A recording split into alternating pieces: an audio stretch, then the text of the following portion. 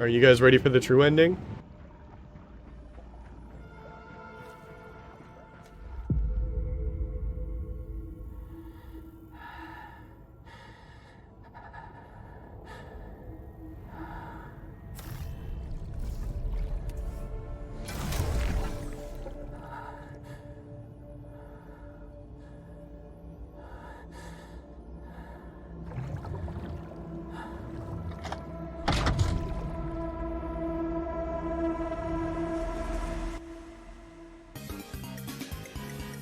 What's up, Sabotage? Yeah, I'm like constantly editing my streaming like gaming playlist, and I was thinking like Waterfall is not as upbeat as like I think it should be, so temporarily coming off the playlist. And what's playing right now is Paper Mario: Thousand Year Door, the main title theme, yeah. What's up? Good morning. Welcome to the Ryan Beardy live stream. Today is Saturday, September 18th. And we're going to go over the gaming news for the week because I did miss last week. I've got big news because I have a new YouTube video coming out on Monday. So if you haven't already, I will include the links. And they will also be in the description when I post it to YouTube after the stream. But please look forward to that. I put a lot of time into it. That's why I didn't stream last week, because I like spent most of the weekend working on it. What's up, Lazaro? So I'm really proud of that. I'll have that video posted Monday. Let's go over the gaming news, and then we're going to try to beat Returnal. I did everything I needed to do for the true ending yesterday. However, I didn't quite have the skill to beat the game a second time. So, hoping we have better luck and we can actually finish the game today. Maybe I like won't give up. Like, I'll just keep the stream going however long I need to finish it today. And then, if that's the case, then next week I can start a brand new game, which I haven't decided yet. We're getting close to Spooky Month, and I'm trying to fit games in. Like, I just started playing Tales of Arise yesterday, and I've got games that I want to play throughout the year, mainly being Secret of Mana, Chrono Trigger, and Shin Megami Tensei 5, Metroid Dread. So those are already like 4 games that are on my list of stuff I want to play before the end of the year, and we're getting there. This year's been going fairly quickly, I'd say. But I think maybe I could do a spooky game one stream. The 2 that I want to get to are The Medium, which I heard is alright, but I'm like really curious about the game myself. I haven't played Resident Evil 8 yet. And then there's like plenty of other games I could look up and play, so we'll figure that out, you know, closer till.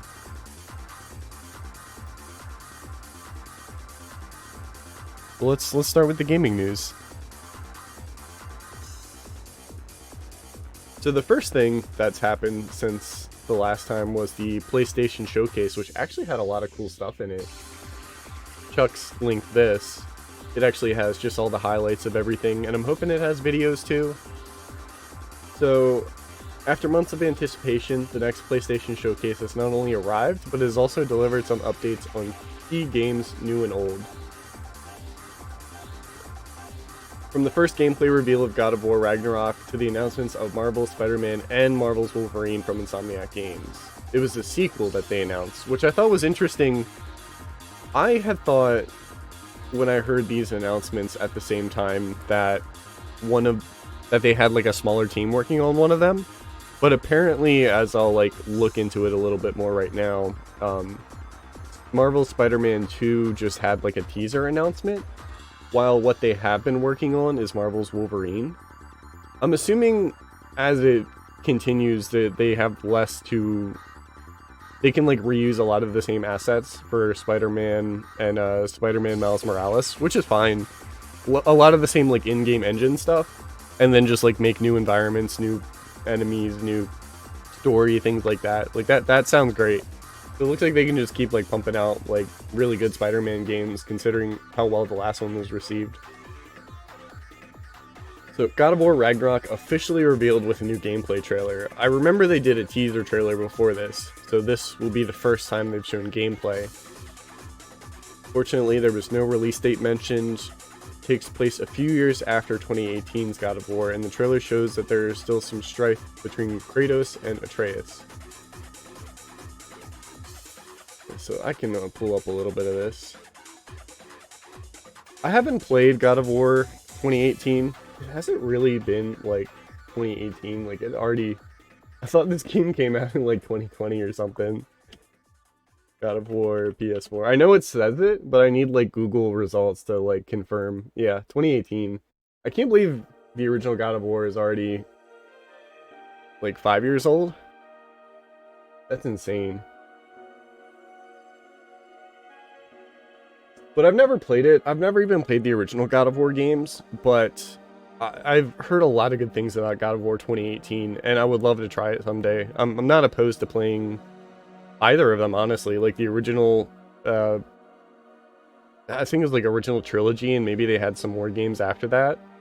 But this one, from my understanding, takes place after, but is also some sort of like soft reboot.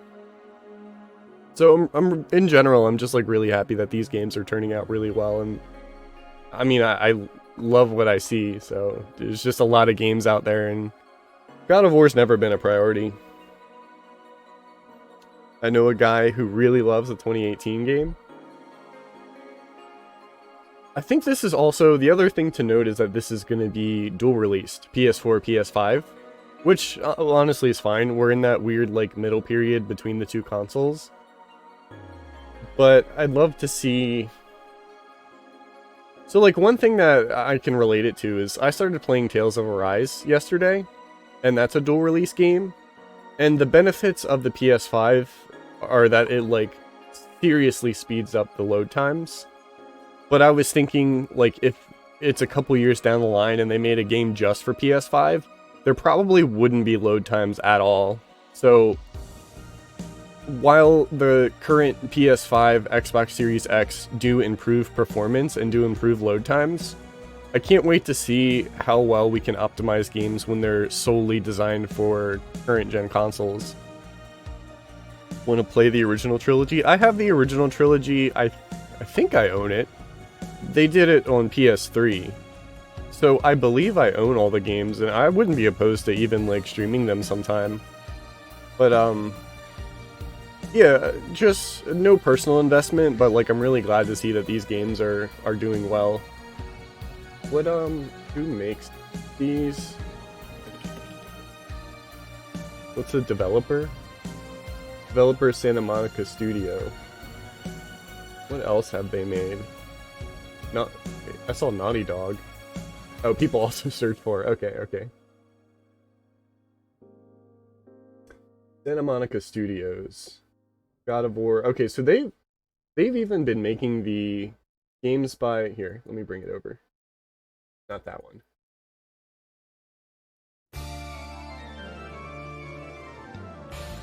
They've done God of War 1, 2, 3, Ascension, and God of War. So, like, they've games by internal development teams. And then they've published games. So I didn't know that they, like, published a lot of games. But it seems like they're pretty stuck to God of War, which, I mean, they do well, so why not? What's this Kinetica? What is... Let's go down this rabbit hole.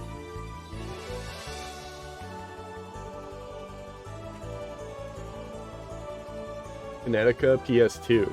Wait, is that a PS4? Kinetica gameplay PS2 on PS4. Okay, that's not real. So before God of War, we had Kinetica. This looks like something I should look into someday. They made a futuristic racing game. Okay, well, knowledge is power.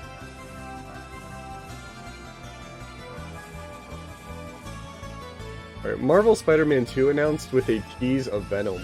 Insomniac Games revealed that Marvel Spider-Man 2 will be arriving on PS5 in 2023. So that's the thing that, like, that was my first question, right? It's like, I saw this information after the fact, so I wasn't watching it in order. And they had announced that they were making Marvel's Wolverine and Marvel Spider-Man 2 at the exact same time. So I'm assuming... Here it is. Marvel's Wolverine announced. Does this have any kind of release date? Doesn't look like it. But I'm assuming maybe they have been working on Wolverine, and this is just an announcement for like a future game, that this was just a tease. So its first gameplay trailer revealed that both Peter Parker and Miles Morales will be facing against Venom.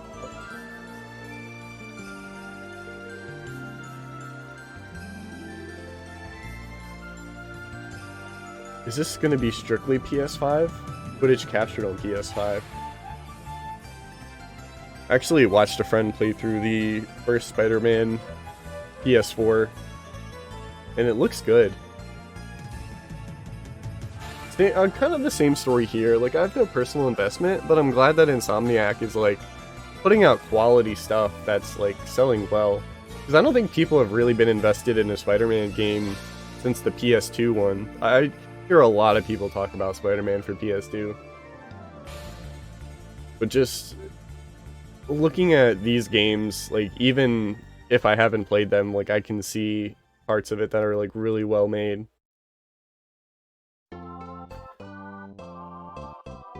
Yeah, so not too much. It's a gameplay trailer, but it doesn't look like any gameplay trailer. It just looks like highly produced, like, cutscene, like, we want to show you what this is. Star Wars Knights of the Old Republic remake announced for PS5. Star Wars Knights of the Old Republic is not only one of the best Star Wars games around, but it's also the favorite game of many around the world. Now, Lucasfilms and Aspyr are bringing a remake of the classic game that first arrived on Xbox in 2003 to PS5. This new remake is being developed by not only industry veterans, but also some of the original team members. Ooh. So who does this? Because the Star Wars property, I think, just recently got lost. Not lost, but like not reacquired by somebody. So like now anybody, or like they're contracting Star Wars out to like other people. I don't know if I'll be able to find an easy answer. I'm just curious, because it was EA. I think EA also published that like Dark Souls-y one. Star Wars... What was that one called? Not Force Unleashed. Jedi Fallen Order. Developer Respawn Entertainment, publisher Electronic Arts. So I guess there's just not going to be anything because it's so new, but I'm curious about the publisher and developer. It says some of the original people worked on it, so that's nice. I've never heard of Aspyr. Let me look them up.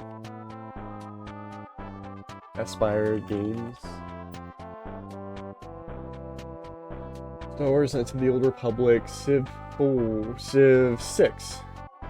Star Wars. Layers of Fear. This list, right? Let me go to their website. Star Wars, Republic Commando. A lot of Star Wars games. The Ruby game, which I heard wasn't great. Civ 6 Mobile. So they only worked on Civ 6 Mobile. They didn't work... Unless, like... I just don't know enough about Civ.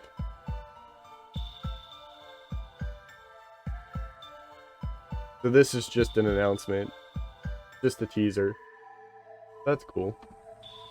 Alright, while it was just a brief glimpse, Spider-Man and Ratchet & Clank developer Insomniac Games has announced it's working on Marvel's Wolverine for PS5. They are killing it. They seem to be delivering some quality games at a pretty fast rate. And it's like, it's harder and harder to develop games, like with... It takes a lot more time when you're worried about like how they look on these higher end like consoles. So it's crazy to me. Again, like, I recognize that with Spider-Man, the Miles Morales was more of like a extended like DLC, like a glorified DLC where they like reused the same area and just added new story. But I love that idea, honestly. And they like, no game has to reuse assets all the time. Like, if you're gonna put a lot of work into something and you can reuse it in order to spend more time like creating something new. Like I think one of the best examples is Ocarina of Time and Majora's Mask. Majora's Mask used a lot of reused assets, but instead, or like because of that, they could spend more time creating this super interesting world and this super interesting story. Watch the playthrough of KOTOR. I know people love that game. Is that another Star Wars one? Knights of the Old Republic. Yeah, I've had to ask that question before. I would like to play some of those classic Star Wars games at some point. I think a lot of them overlap with like old school PC fans, like the System Shocks, the old Deus Ex, the Blood something Masquerade, and then like Star Wars, because it wasn't this. It said it was originally released on Xbox, but when I think of a lot of the older Star Wars games, I've never been like around them easily. So I'd like to play some of the old ones. I'd even like to play the one that I just remembered the name and just forgot. The last Jedi Fallen Order, that's it. I'd like to play Fallen Order.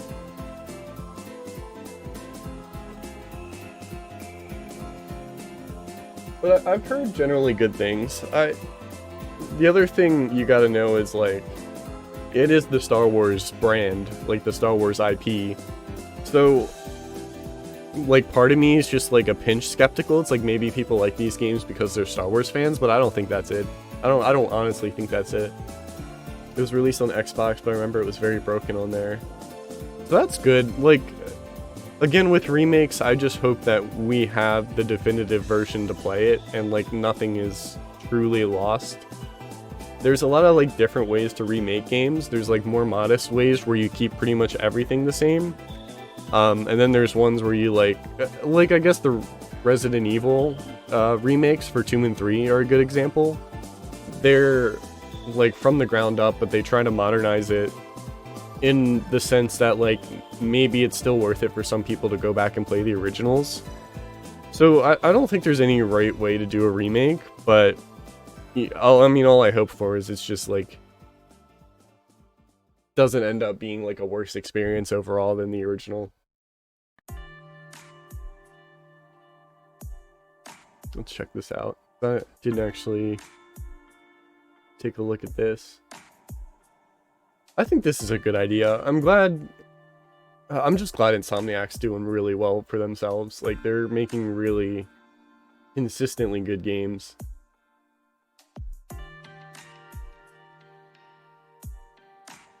So this seems to be just a short teaser as well.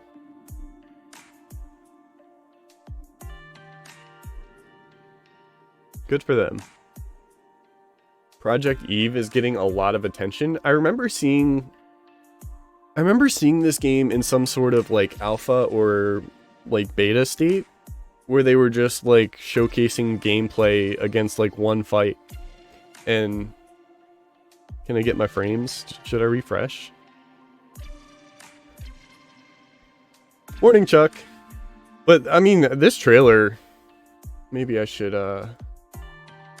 maybe because I have too many of these videos open now.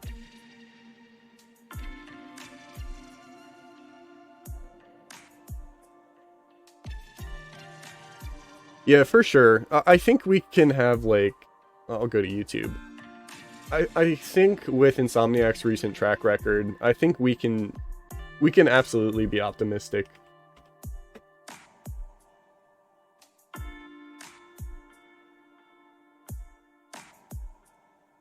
I think I want to do this with the music because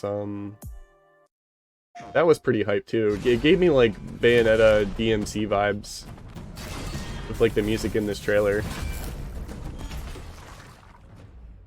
But they did a really good job with the I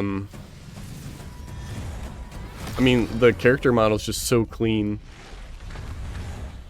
She like sticks out to a lot of other elements of the game, and I think I've heard people complain about her art style or her character. I think what matters is like whether or not this character has any personality.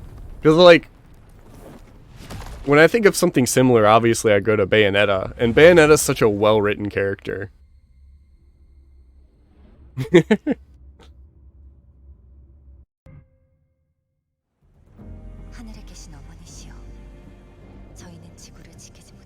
I'm gonna watch through this myself because I don't think I've seen the full thing.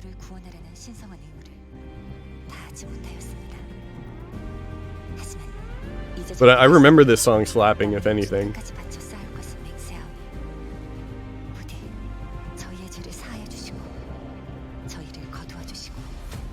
Uh-oh, sponsored by Pepsi. That's a cool environment right there.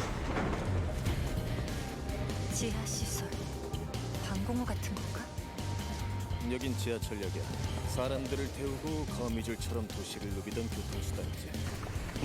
다 지난 얘기지만. I think she just looks too futuristic compared to the environment she's in. I think maybe that's like what I'm feeling. Because these are like pseudo horror enemies in like a rundown standard city.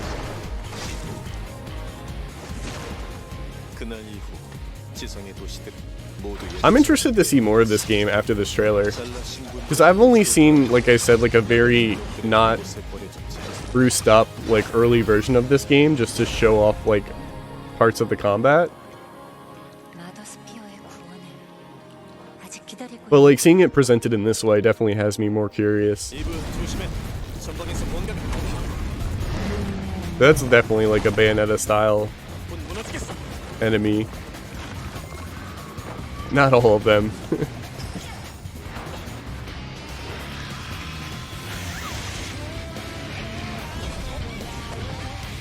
Yeah, I just hope that this game can show some unique personality. Because like the character action game, like what carries these things are the like story. Even and they don't even have to be like good, they just have to be, you know, fun. Which is typically what like Metal Gear Rising, Bayonetta, and DMC do. They're just like, just fun. Yeah, I'd love to see more of this game.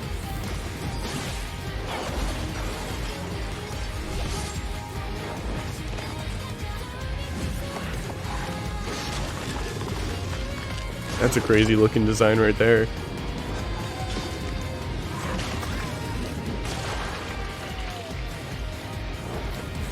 Yeah, and that's a cool environment. So like, I guess I'm curious about the world it takes place in too.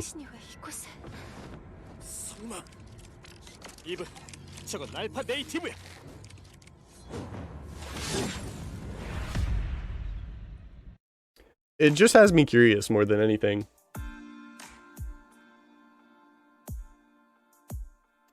Tiny Tina's Wonderland's gameplay and release date. What is this? So I've never even heard anybody talk about this yet, even after the showcase. Release date of March 25th. We catch a glimpse of the epic settings of Tiny Tina's Wonderland, which includes everything from majestic towns to mushroom forests. Okay, give me...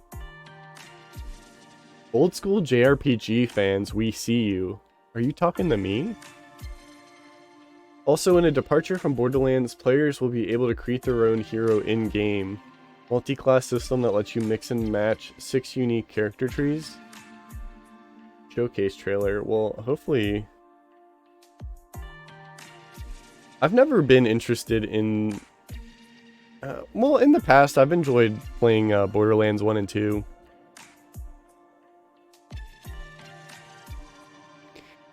It'll be fine as long as the story doesn't annoy me. I remember having to skip all the cutscenes in Code Vein.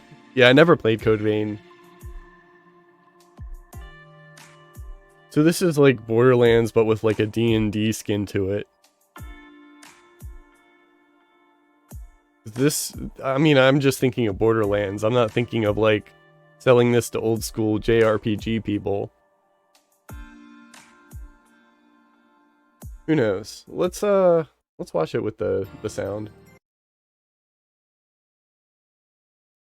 Because that probably, like, they probably talk through some stuff. The showcase trailer, so maybe.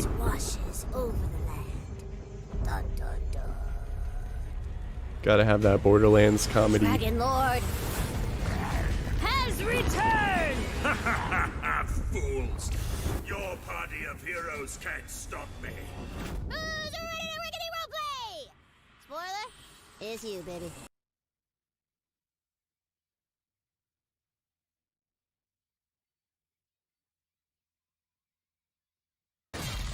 I mean, the game looks really clean. Oh, this is copyright. I can't do this. Back to this. That was a bad idea. Just Borderlands with some fun theming. Yeah, that's all this looks like to me as well. So, I mean, I haven't been interested in Borderlands in a long time. So, I don't have much to comment on. Forspoken trailer shows off dragons, magic, and story. Forspoken got a new gameplay trailer. Okay, we are treated to new footage of the main character. Does anybody know what this game's about? I've never heard of this. Wait. Square Enix, okay. Luminous Productions, never heard of them. Wait, I did see stuff for this game. This looks really interesting. Like in Isekai, she gets like teleported to a different world. This has me interested, though I've never heard of it before the showcase. And then she has powers. This just looks interesting. I don't really have a lot to say, but like that I'd never heard of it before this.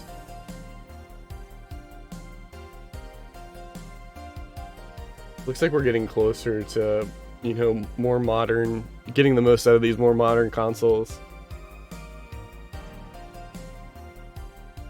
Let me go back to the studios then. Square Enix and Luminous Productions. Let's look up them. Luminous Productions. I heard somebody say part of it looked like Attack on Titan, like this part right here. That was a good analogy.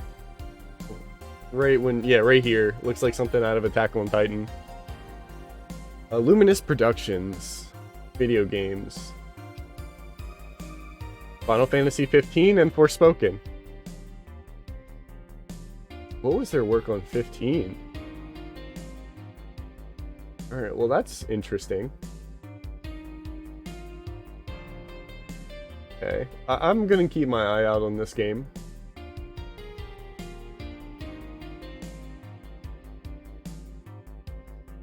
Alright, oh, was that... I don't know. Oh, that wasn't everything. I know that's not everything because there's something I want to get to.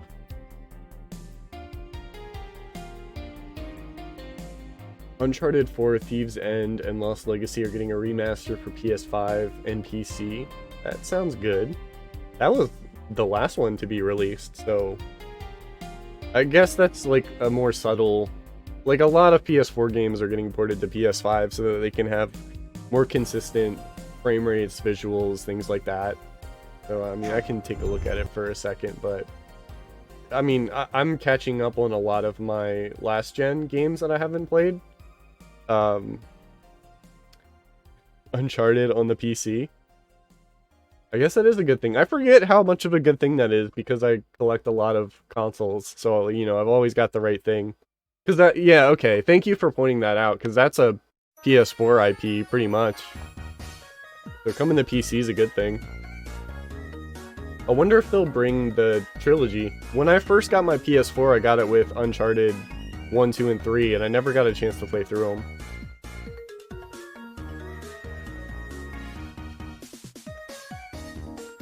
But I've been catching up a lot on my last-gen games. I'm going to be playing Control at some point, so I got the PS5 version of that. I got the PS5 version of DMC5. There's probably another example, but like stuff like that. A lot of these last-gen games are getting ported over. Jedi Fallen Order is another one that got ported to PS5. So the important thing here, apparently, to my knowledge, is PC. Having it on PC sounds big. More people get to play it. Tom Clancy's Rainbow Six Extraction gameplay. Is this Siege or is this something else? Tom Clancy's Rainbow Six Extraction will be released in January 2022. Sorry, Rainbow Six fans, I'm gonna skip this. Let's see. I take it it's a brand new game. Looks like a brand new multiplayer game. All right, let's not skip it. Let's learn. Do you know anything about this, P-boy? Rainbow Six Extraction. Upcoming tactical shooter developed by Ubisoft. So is it a spin-off of Rainbow Six Siege? Cooperative multiplayer game? That sounds interesting. That looks like a cool environment that I wouldn't expect to see.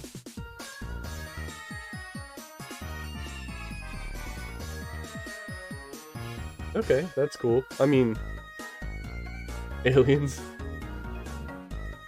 Oh, you know what? I did see part of this trailer.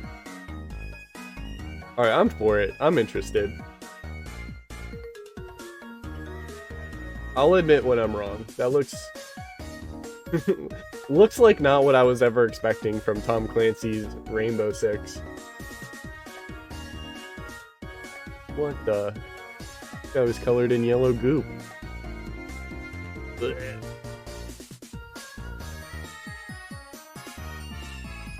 Alright, cool. Comes out. I'll have to watch some gameplay of that. I don't know if I'd ever buy it. Ooh, Alan Wake remastered. So, like, okay, I watched this trailer. I kinda want, like, from a ground up, like, remaster with PS5 peak visuals. But we seem to get a more toned down remaster of it, like, just, I guess, upscaling it, making sure it runs well, less load times. I didn't see anything in this trailer speaking to, like, new content or anything like that. But Alan Wake, fantastic game. However, I haven't played it since, like, around when it came out. I've really wanted, like, I've been saying for the past year that I've wanted to replay Alan Wake. It has such unique combat. Okay, this is stuttering again. So, like, I wanted a little bit more, but, like, I'm not gonna complain at all. Like, I don't even have a physical copy of this game. The first time I played it was on PC, so I'll get to buy a copy of it on PS5 and get to replay it, which I've wanted to do for a while now. Seeing that there was Alan Wake content, like, spoilers for Control.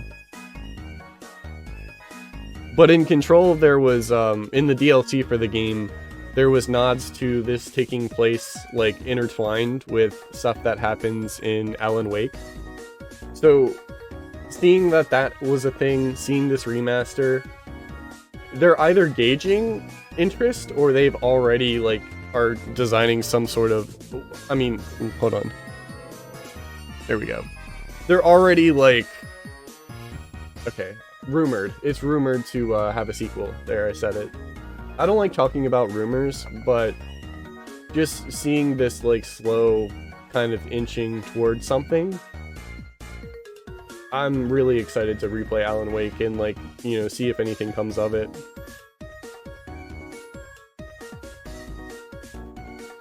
Is there a release date?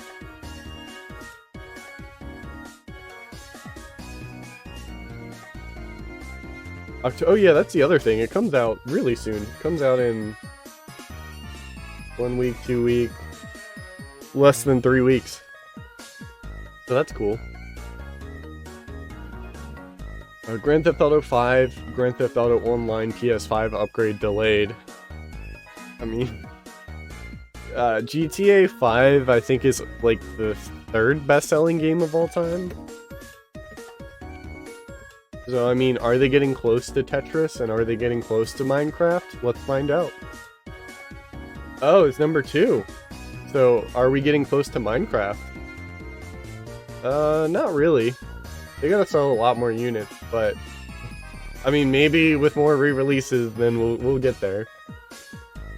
So while it was originally set for November 11th, the PS5 upgrade has been delayed to March 22nd. We did get a look at the game in action. It was announced that the standalone version of GTA Online. Interesting. Alright, I don't have much to say about that. Yeah, GTA 5 has surpassed Tetris by 50 million units. We got, man, Mario Kart 8 Deluxe is up there. Super Mario Bros. PUBG, that's surprising.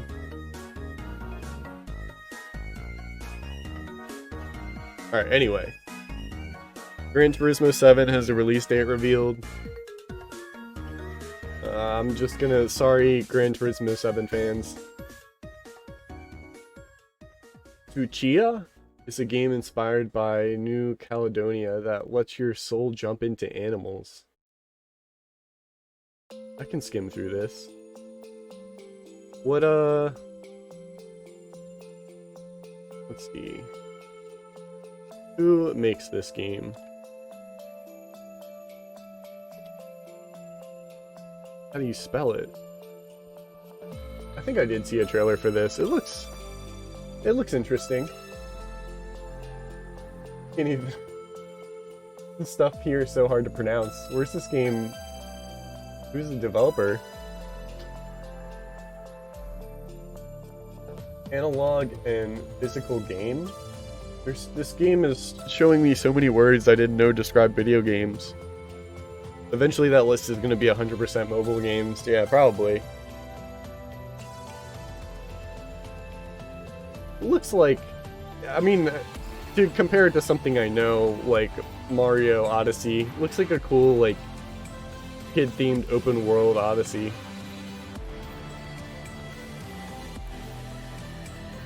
This is one of the things I'm really interested in. So, new Ghostwire Tokyo trailer looks trippy, but still no release date. Well, it's been a while since we've seen Ghostwire Tokyo. This PlayStation Showcase gave us a new look at the supernatural thriller, but offered little new info. Hoping this goes... okay. So, why I'm interested...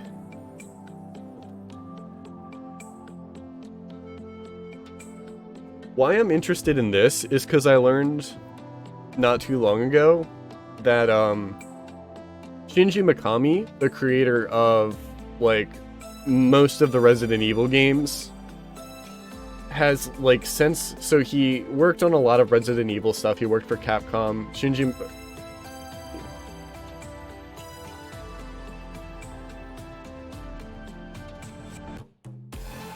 The Resident Evil Dino Crisis worked with Capcom for a very long time, worked on other projects, and then later left and did stuff, created like a spiritual successor to Resident Evil, which was called The Evil Within. There was a sequel to The Evil Within. But now, like, I was watching an interview, like a couple hour-long interview with Shinji Mikami, and he has his own studio where he's kind of mentoring younger game developers. And this is one of those games under his like mentorship. So while there really isn't announced, just that story is really interesting to me. Founder and CEO of Tango Gameworks. So Tango Gameworks is a Japanese video game developer based in Tokyo. Founded in March 2010 by Shinji Mikami, previously of Capcom. It was acquired by ZeniMax Media in October that year. So that was, I suppose, the first game. So there's 3 games, Evil Within, Evil Within 2, Ghostwire Tokyo, that are under that Tango Gameworks name. So while this trailer doesn't give me too much, I'm interested in the story of like this game's development. I'm interested in kind of like how this game looks. I'm not too sure how I feel about the combat yet. I don't really know what to make of it, but I mean, as a fan of like Japanese influenced like horror, it's like I don't know a whole lot, but I know that like some of these enemies that are showcased are like popular like Japanese demons. So it's a really cool setting. I don't know how I'm gonna feel about the combat, and I'm guessing it's more focused in action than it is horror, but I'm still really curious, all things considered. The first step of success video games is to make your door take 30 seconds. We have better technology now. We don't even need doors. That's how smart our games technology is now.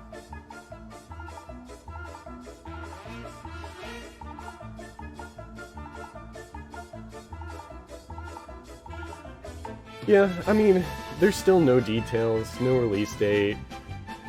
Just another like feature trailer, but I'm interested in it. I'm here for it. I'll probably buy it on release and play through it whenever that is. But yeah, I hope when it comes out, it's ready. Like, it's not rushed or anything. And I want to see what comes of Tango Gameworks. Marvel's Guardians of the Galaxy gets another sassy new trailer ahead of launch, October 28th. I probably won't have much to say about this. Just an action game. It looks nice.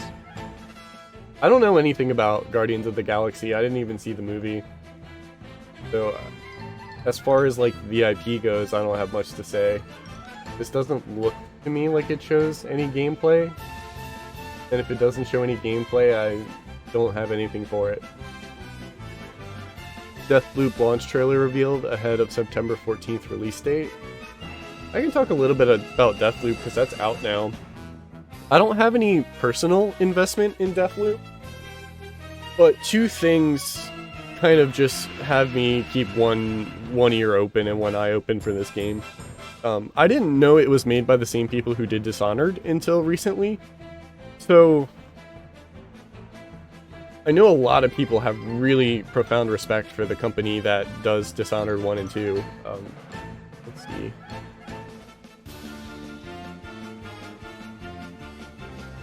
Arcane Studio.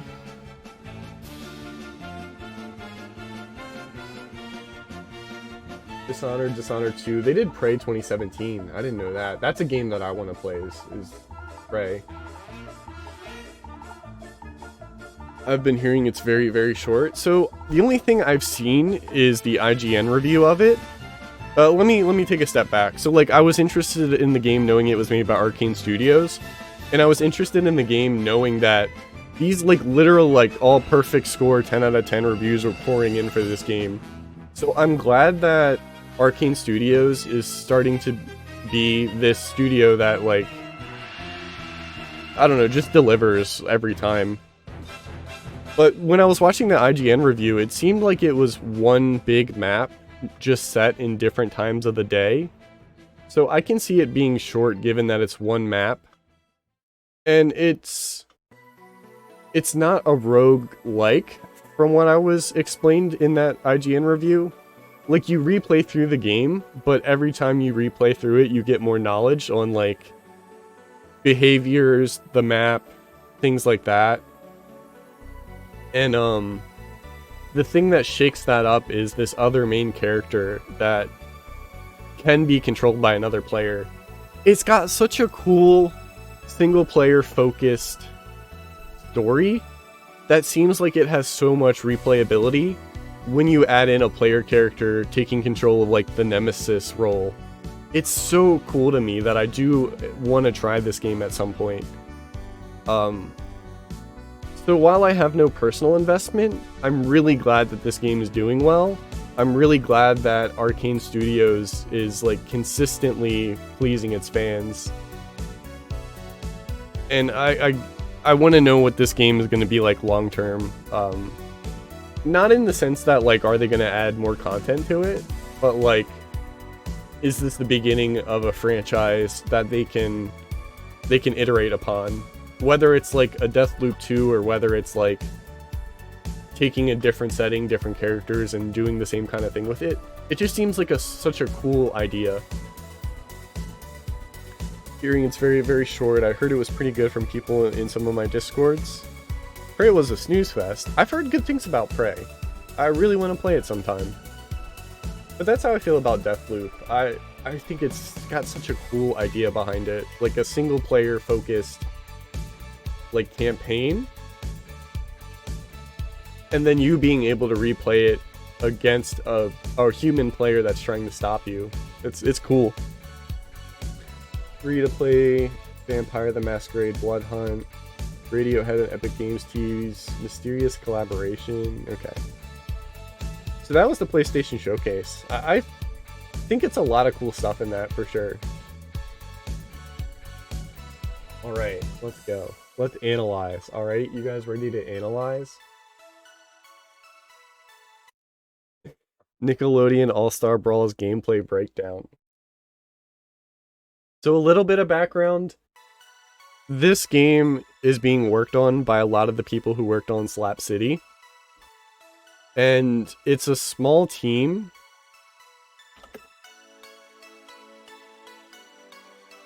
It's a small team in a small game. But when they were designing it, they are thinking both on like competitive and for fun. Like there's like party focused, like not competitive maps, but they also like balance the game and are very well versed in like what kind of things make a platform fighter competitive. And you can see here like in this trailer they're acknowledging a lot of different aspects of course like Super Smash Bros. Melee, but giving it their own spin on it. So that, and then when the Nintendo, or not Nintendo, when the Nickelodeon All-Stars was first revealed, like I looked at an article talking about how they really intend to make Nickelodeon All-Stars this competitively supported thing. Both the people developing it and both, I don't know, like the publisher, which I'll have to look up who the publisher is. But knowing that they have this experience, both making Slap City and just being well-versed developers in like the platform fighter, like just, I'm assuming they were like Smash fans in the past, because that was the only platform fighter up until like the past, 10 or so years. So I've got a lot of faith in this project, and because they were so, in this video, which I have pre-watched, because they were so, transparent with like the kind of mechanics that are in this game, it has me really hopeful that this is going to be something competitive, something supported in the competitive scene, and something that still feels unique in its own right. My name is Thaddeus Cruz, character designer. I only know this game because of Jimbo memes and rollback netcode. Yeah. We're going to be showing off some of the mechanics. Always happy to see more fun platform fighters. Yeah, for sure. I'm definitely excited. I'm gonna get this day one and try it out. Ringing out an opponent has everything to do with. I'll skim through a little bit of it. They'll go flying. But this is like basic strong and weak attacks. You can do strong attacks in the air, which is like a cool aspect to it. These two come in up, down, mid. One unique thing was how the smash attacks work. Apparently they're like rock, paper, scissors with each other. I pre-ordered it because it's $10 off right now. Ooh. I don't know what I'm gonna buy it for. I might buy it twice. Once so I can play online on PC, and then maybe so I can have a physical copy if I end up liking it. All characters have 3 light attacks in the air. The direction you choose determines the interaction with other strongs. This is the only thing that I saw during this video that I thought was weird. Smash attacks, depending on which direction, will beat other ones. Mid beats up, and you can see it like goes right through it too. Up beats down and causes a spin out. So that's so weird to me that like Smash. I did see boobs. Yeah, I did see that. I was hoping we could just move right along, but that's okay. IDK if it has crossplay with PC, but I want it for Switch. Yeah, I mean, regardless, there's local, there's online. I think they talked about it being... I think they talked about it being rollback depending on the console, so I don't know if all of them have rollback. And if they were to say that, my assumption would be Switch doesn't have rollback. But That was like one article that I didn't like finish reading, so I don't know. I'll look into it.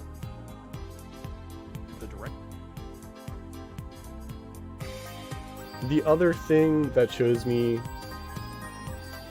this is dash attacks. Dash attacks can be canceled into moves for combos, which is really unique to this game. I think that both makes it competitive and makes it like an easy game to like combo stuff from. That's alright, you're adding content, Sabotage. Everybody has a Donkey Kong grab, which is crazy. Like, they grab and you can, like, walk around before doing an action afterwards. I think that's something that's really unique about this game, and is gonna make for some really, like, fun interactions. The guarding animation's a little weird. I know, like, other platform fighters have shields around the character. Even Slap City does.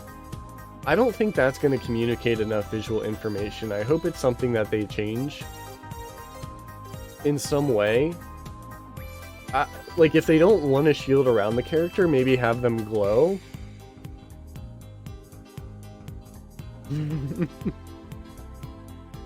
But that's another thing that I'm curious about. There's a frame perfect shield, which is gonna make for some cool, like, fun combo stuff. Another really big, unique aspect of this game is that you can grab and reflect every projectile in the game. And I think in Smash Melee hasn't really had a problem with projectiles, because the game's movement is so fast, it makes it hard to camp in that game. With projectiles specifically, like, I know you can kind of camp with Marth, and you can kind of camp with Jigglypuff if you're, like, playing really lame. But Samus is probably the only character I think of that's, like, viable and has a lot of projectiles. So seeing that every projectile in the game can both be grabbed and, like, used against you, I think makes projectiles less viable and adds a really unique aspect to this game. I think that's, like, a net positive. Like, it's a cool thing that separates it from Smash and, like, helps balance the game. This is another cool thing, is, like, locking which way you're facing, which they specifically talk about that you can do full, like, retreating aerials. So it just helps with the movement in this game. It probably shouldn't be necessary, but it just overall helps with, like, micro movement, which is what, you know, defines some of these Smash games. Guessing guard will be a weaker option. Yeah, they do talk about that in this video a little bit. Like, I don't think you're safe from block on the other side. I can go back to it. I can figure that out. But they did talk about if you guard and you get hit to the ledge, then you stagger, which makes blocking less of an issue. Or makes it less reliable, in other words. So this, they talk about wave dashing or aerial dashing. And they specifically say that if you aerial dash downward, it's faster, which is a really cool, unique thing for this game. I think it both makes the entry level of, like, figuring out these mechanics easier. It communicates that doing it down is going to have this kind of effect. And it both makes it more consistent when you actually do it. God, that taunt is crazy. Yeah, I do think... So, like, defensive options in Smash 4 and defensive options in Smash Ultimate are way less, what's the word? Way less unsafe than they are in Melee. And so I think that, like, making guard weaker and kind of, like, playing around those things is going to make this game feel really good.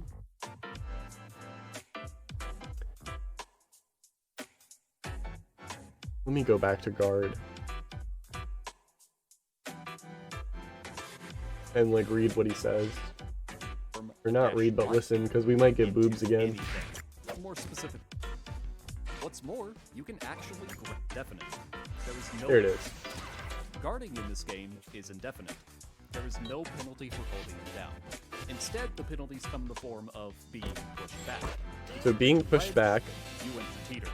If you're hit again in the space, you can be punished. It seems like you have to be more aware while you're But Brawl guarding. can become more effective by either timing it to the hit, or Because by if you're holding aware, the then you can do direction something of like the attack. this and timing it right.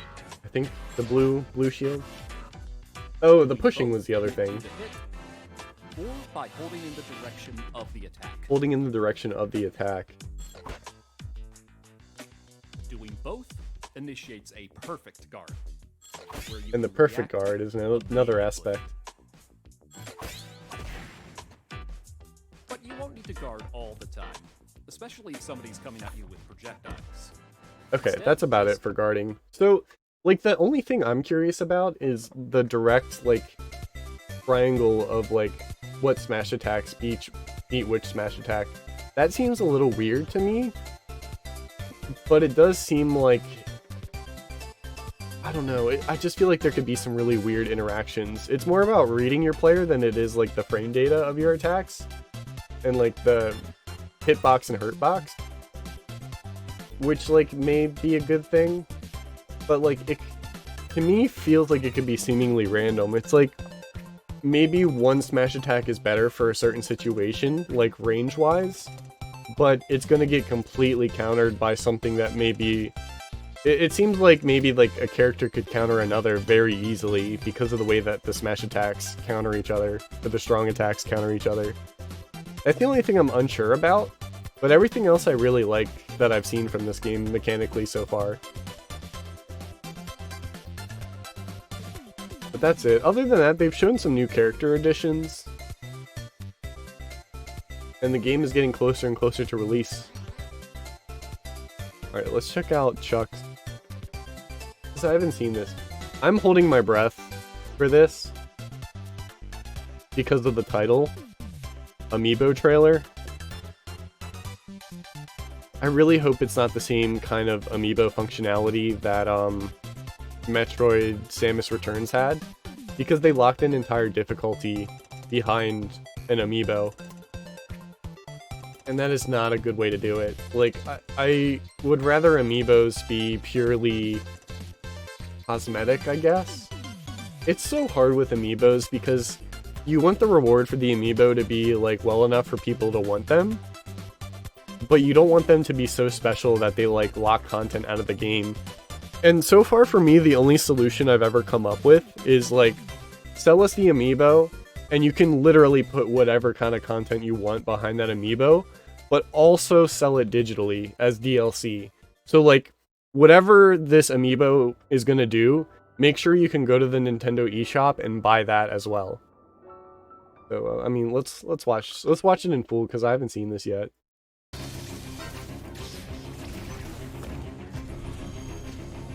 Exploration and dread. An unprecedented I can't wait to play this game, though, closing for in sure. on Samus.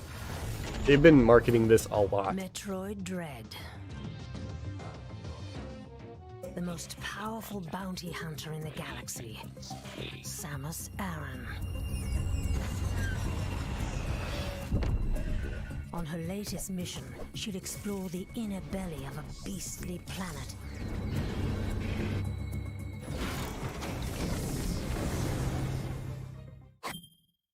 This mission will take Samus to the as yet unexplored planet ZDR, which holds many secrets. Planet DDR. Beneath the planet's surface, Ooh, lies look at a that map. That is massive clean. labyrinth of distinct areas, from caves to magma chambers, ancient forests, and underwater depths.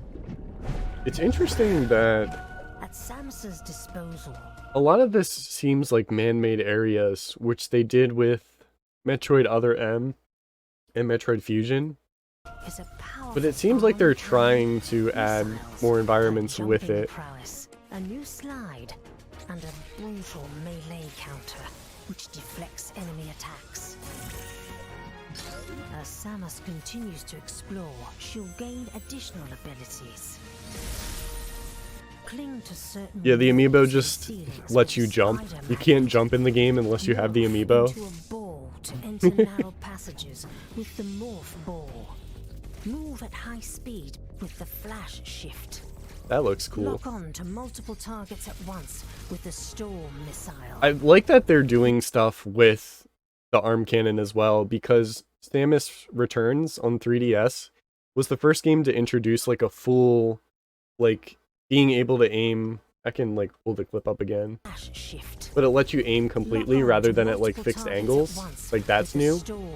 So having something like that missile seems like a cool way to like maximize it. Your exploratory options will expand. Eventually, the whole planet will open up and be yours to explore at will. The abilities Ooh, I love that animation too. also be used in combat against Wow, that's cool. enemies, making them versatile in a number of That's so cool. That'll situations. speed up the combat. I can't wait to play this game. It looks so good.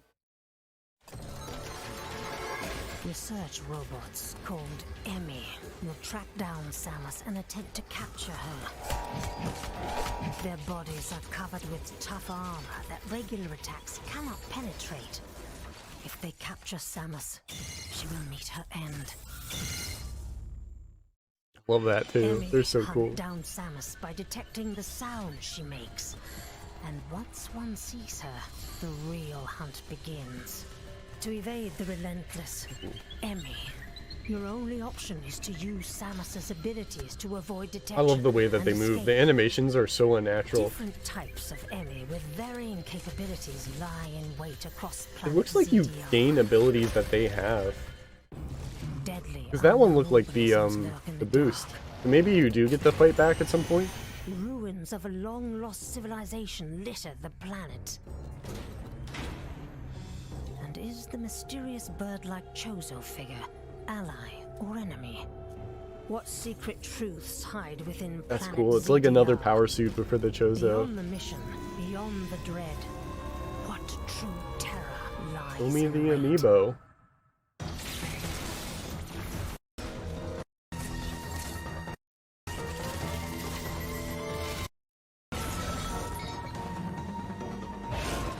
Metroid Dread. Dread Special Edition that includes the game, 5 art cards, Yeah, this is steelbook, sold and out. art book. Because I want that and I can't have it. Players can use compatible amiibo figures with the Metroid Dread Alright, game. here. What do they do? Acquire an additional energy tank by tapping the Samus amiibo. That's fine. Or get an additional missile fine. plus tank by tapping the Emmy amiibo. Tap these Replenishes figures again each to resource replenish once a per certain day. amount of the resources once per day. Once per day. It's so so serious. Amiibo. Amiibo. Okay, that's fine. That's like a nothing reward, which again comes with the awkward territory of making amiibo. Yeah. Alright, that's fine. I cannot be mad about that. I can be, you know, happy with that. Platinum wants to bring Star Fox Zero to Switch, but any potential design changes would be up to Nintendo if it happens. Jesus. So I was gonna bring this up if the article didn't, but let's read. Platinum Games has said it's open to bringing Wii U titles to Star Fox Zero. Platinum Games has said it's open to bringing Wii U title Star Fox Zero to Nintendo Switch. Released in 2016 for Wii U, Star Fox Zero was co-developed by Platinum and Nintendo's own EPD team, with Mario designer Shigeru Miyamoto overseeing the project. 5 years after its original release, Zero remains one of the only major Wii U titles yet to be ported to Nintendo's latest console. Platinum Studios head Atsushi Inaba said that if Nintendo was interested, the developer would definitely be interested in considering the new version of Zero. However, any potential changes would be up to Mr. Miyamoto. As to Platinum would be interested in the Switch port, it's unfortunate that people aren't able to play older games because they're locked out of the platform. Most of the criticisms of Zero target its complicated control scheme, which had players dividing their attention between TV and gamepad. A potential Switch port would need to work in portable mode on a single screen, would presumably remove its controversial element. However, Inaba stressed that all design decisions would need to be led by Nintendo. Of course, at that time there was a lot of discussion between Platinum and Nintendo, but if the opportunity came up to bring it to the Switch,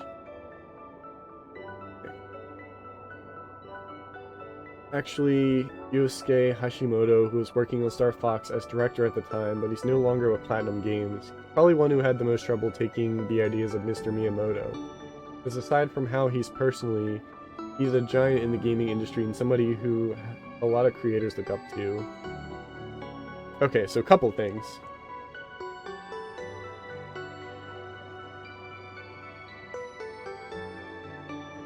The first thing is that Star Fox Zero came out the way it did control-wise because that's what Shigeru Miyamoto wanted. Like, the controls had to be something that could only be done on the Wii U. Otherwise, like, Nintendo or Miyamoto didn't really see use in releasing a new Star Fox game. So that's why the game turned out the way it did. So what worries me is any design changes would be up to Nintendo if it happens. So they're taking the, I guess, creative lead on whether or not there's a port. The other thing is there, again, have been plenty of Wii U games that have been moved to the Switch. It is a very smart business decision based on, you know, the sales of all the other Wii U games that have since made their way on the Switch. So it makes sense. It'll probably be introduced to a lot more people. It'll probably sell a lot more, yada yada. Seems like a good idea on that front, right? There have been games in the past that have made primary use of the Wii U's dual screen that have been ported to the Switch, or have been ported to other consoles. Most recently, Wonderful 101, which had elements where you needed dual screen in order to do parts of the game. I haven't played this personally, so I can't describe it very well. But there are parts where you need the gamepad where they just make a tiny screen. And I'm wondering if this trailer can just... Wait, there it is. So you can see in this coming up right here. You can see right here that this is what was originally on either the TV or the gamepad, and this was on the other screen. So it's something that can be done, but it's something that was clearly, again, like designed to particularly be done with the dual screen setup. It seems like it would be harder to do with Star Fox because that game had a very clear... Like, they intended for you to primarily only use the gamepad's cockpit while having, like, just a general map of what's around you be on the TV. So I don't know how they would do it. And if they change too much, right, like... I don't know how you do it without changing too much. And because it's up to Nintendo, because the design changes would be up to Nintendo, like, I don't know how that would be done. I always find articles like this weird because it either talks are already happening, and this is hype, or they are gauging interest in the project. So this article is taken from Platinum Games' perspective, is what it seems like. The interviews here are from Platinum Studios head Atsushi Inaba, and these are quotes from them. We have to respect what Miyamoto wants to do. So it seems... in this situation, I totally get that, because I think they did the same thing with an F-Zero article, where it's like, we would be down to make a new F-Zero, but it's up to Nintendo kind of thing. So it's... to me, it comes across as, like, gauging interest. And again, I don't like believing in rumors, or, like, even talking about them if I don't have to. So, I'm willing to read this article as, like, hey, we interviewed the lead of Platinum Games, and they're gauging interest. That's what I see it as. But, I mean, I see it as a good thing if they were to do that. So here, like, you can see Nintendo's actively made Wii U ports a part of its software strategy for Switch. Although Wii U hardware is sold poorly at just 13.5 million units, it hosted a strong line of critically acclaimed first-party software, which has thrived when given a second chance on Switch's larger audience. That's the thing that's going to sell these. Is like a lot of people who haven't had a Wii U in the past are gonna like are gonna have a chance to play it on Switch. Mario Kart 8 Deluxe sold Switch's best-selling game to date with an impressive 37 million units sold, and we just looked at the top-selling games of all time, and Mario Kart 8 Deluxe is on that list at like, I don't know, it was like number 10 or something, 10 or less.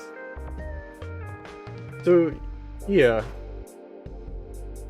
while there's nothing concrete to like talk about here, I think the interesting thing to note is that the game would have to be changed semi-significantly due to its control scheme. The control scheme, when it first released, was the contentious point of the game. And if things are changed, it has to be, like, up to Nintendo. That's really all I have to go on. Those are, like, my only points.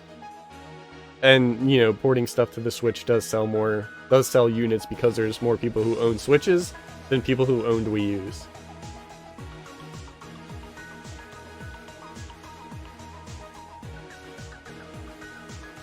Here's an interesting one. The latest Nintendo Switch update is now available, including the ability to pair Bluetooth devices for audio output. For more information, let's check it out. Very, interesting, you know, like about time kind of thing. Before this, the only way you could get Bluetooth audio devices was getting a Bluetooth adapter and attaching it to the aux port of your Switch. Because I remember I was interested, like if I wanted to, like how could I do that? And that's what it took. So, you know, a couple years later, was it like 2017 when the Switch came out? Only like 4 years later, we're able to do Bluetooth audio devices now. Up to 2 wireless controllers can connect while using Bluetooth audio. Bluetooth audio will be disconnected during local communication. Bluetooth microphones cannot be used. You may experience audio latency. That last part's just, you know, part of the tech. With an update. Yeah, exactly. Like, they could have done this at any time. I mean, I'm glad it's done at all because it's like, it only makes the Switch a better product.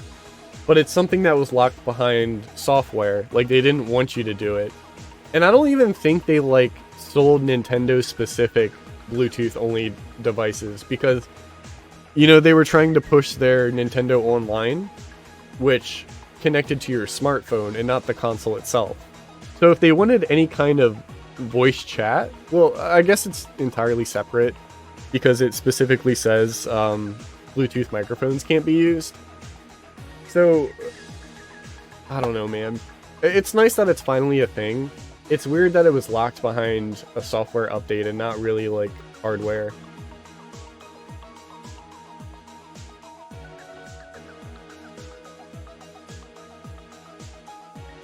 But, like, now you can buy the nicest Bluetooth speakers, the, like, couple $100 Bluetooth speakers, hook your Switch up to it, and just blast... Let's see. Blast your Mario Golf Super Rush, your Animal Crossing, your Mario Kart 8 through those speakers. So, that's cool. I think it's a good quality of life addition, but one that probably should have been in there sooner. And lastly, some good news here. Deltarune Chapter 2 is now out. They actually announced this like 2 days before. This was posted September 15th, and it released September 17th. So, Deltarune Chapter 2, I think they said it's free too, which is crazy. Chapter 1 and 2 available for free. I'm so glad that Toby Fox is doing this in a format that is comfortable with, like, his development cycle. Like, it took a long time. The first Deltarune, I think, came out in 2015.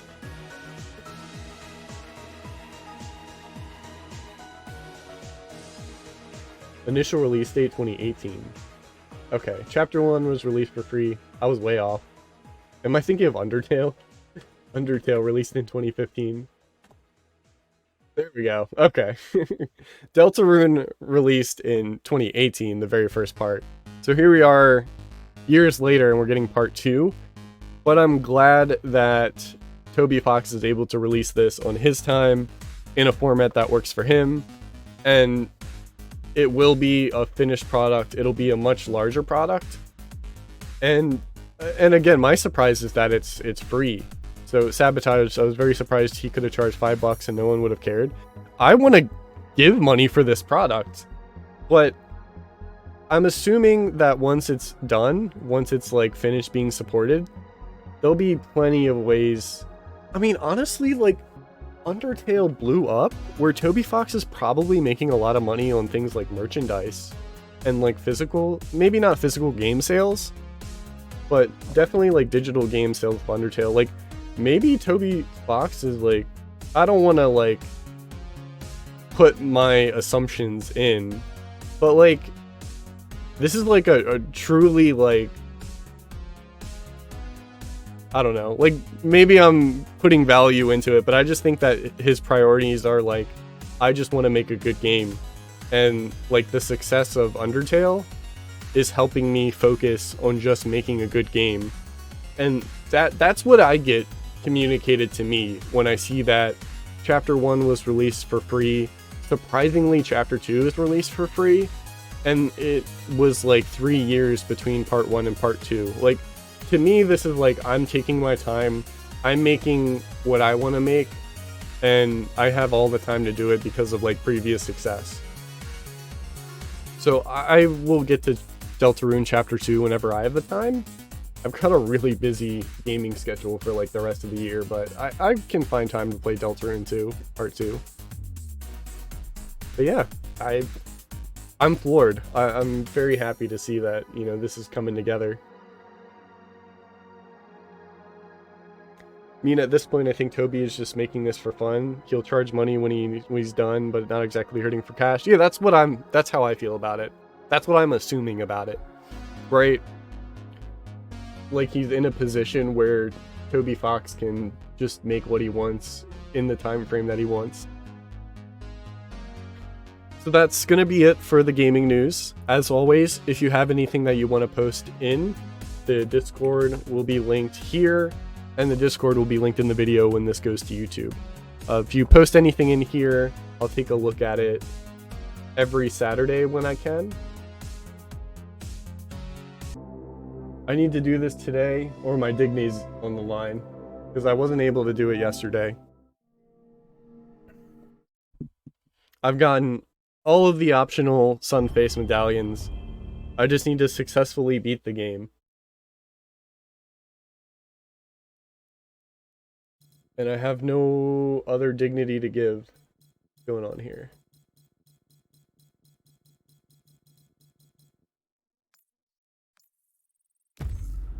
Okay. I guess because of the switching monitor inputs.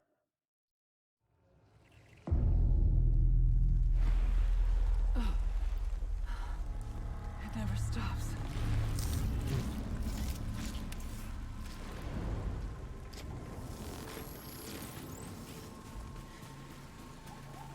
Do I have enough deposit 3?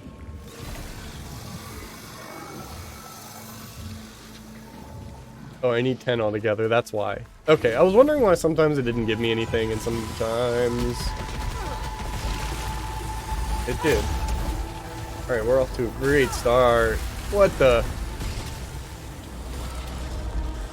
I feel like every time I get spawned in this room, it sends me somewhere I've never seen before. Okay, well, we just started. I don't have any money for that.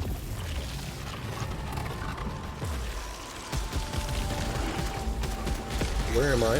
Who am I? Jeez! Alright, I probably need to restart right away. Let's play it where it lies real quick.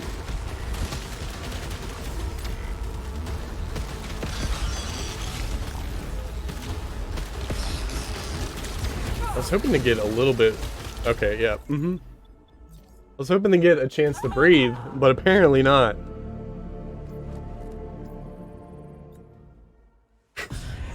Now I can breathe. I've never seen that. Never seen that room layout.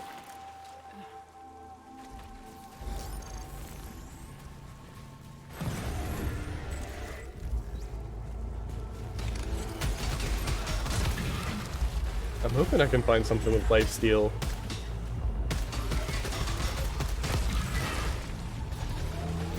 Go, go, go, go, go.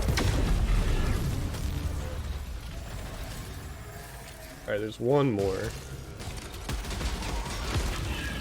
Okay, that was a lot easier of a first room. That's kind of what I was hoping for.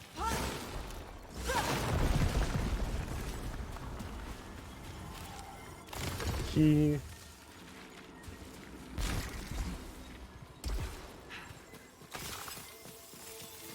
Alright, what else am I looking at here? Ooh.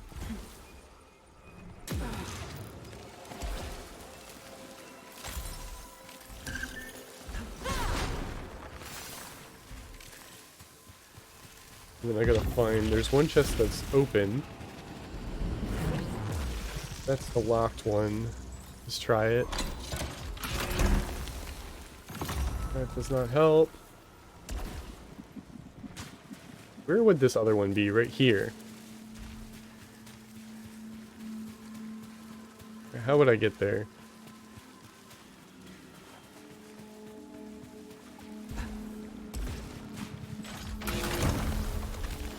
This is the lobber. Okay.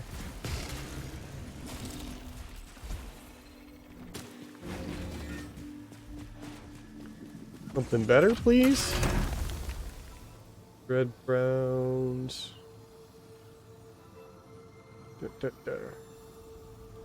I finished Digimon Cyber Sleuth. I took a week off from trying anything new because I was waiting for Tales of Arise to come in. Now that came in yesterday and I started playing it yesterday. So far I like it. I'm waiting for the combat to get a little bit more complex, because I think I picked it up fairly quickly. But that's it. There's a lot that I want to get to that I don't know when I will.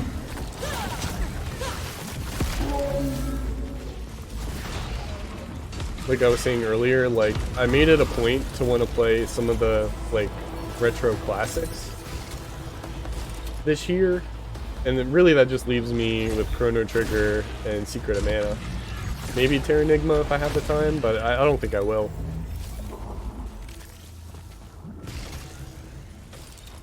That's about it.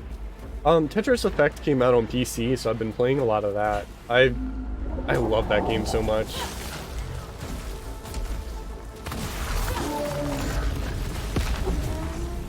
Oh, they bounce.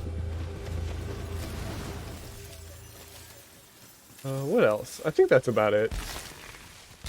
What about you?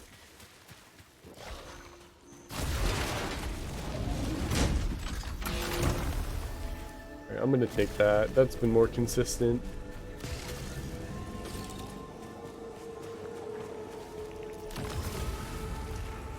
Yeah, I don't know if it's gonna be my flavor of anime, which is like completely a personal thing. But the PS5 is still new to me. I wanted to play a game on my PS5. Like, the only thing I played is Returnal, is this. That's the only thing I've gotten to on PS5. But I saw a thread on Twitter that showed off the environments for that game, and that was all I needed. Like, the environments in Tales of Arise are gorgeous. So, and I did want to at least try a Tales game. Man, I can't believe that hit me. Oh my god, he's moving! I've always wanted to try one, so I figured all of these reasons were good.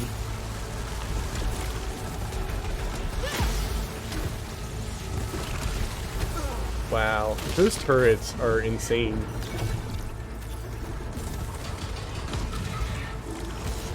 Hey guys.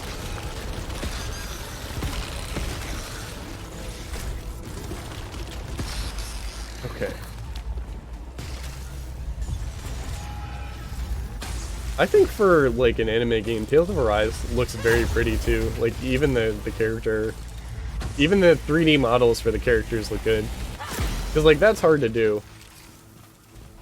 I think that's hard to do. It's hard to do and not make it look generic, you know? Tales of Arise's characters in-game look pretty dang good. Can't remember what I last talked to you about. Played Blasphemous and They Bleed. We talked about They Bleed Pixels, which since the last time we talked, I found out that I already own it on itch.io. So maybe I'll give that a try. Blasphemous, I haven't played yet. I really want to. I thought that might even be like a good streaming game. I got a physical copy on that for Switch not too long ago.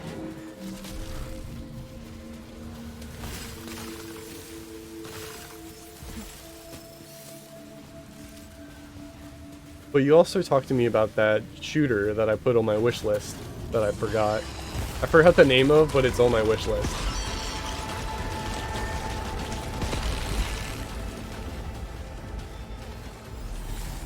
You have a shield.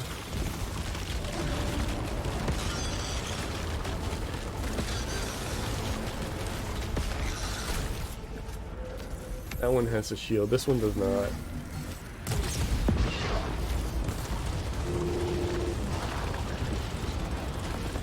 Monolith, that's it. Yeah, that's Baby Bleed Pixels and Monolith are what you talked to me about last time.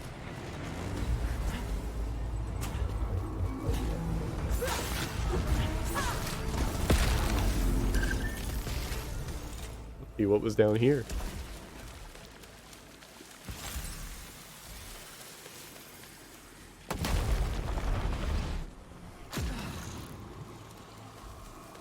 Alright, I know this room's gonna have enemies pop up in it. Oh, okay. Pleasant surprise. How about you? Yep.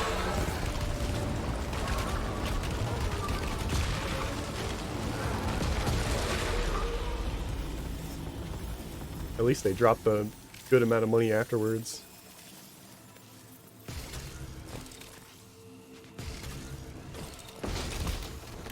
That one's more of a side-scrolling, like, action game, isn't it?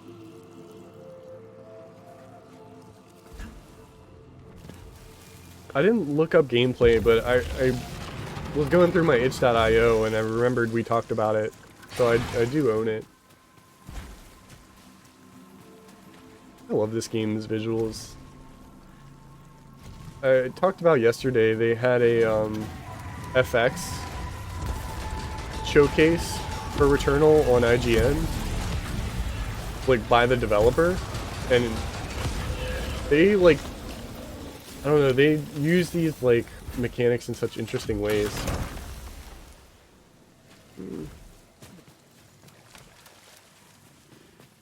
They talked about like structures falling, they talked about the tentacles, and they talked about like the grass and the mist and all that stuff.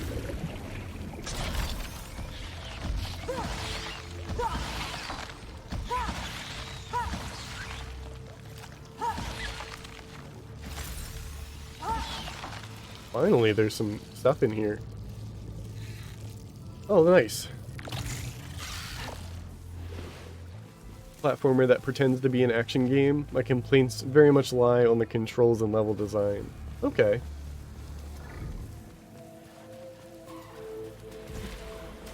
Where'd you hear about the game that made you want to play it?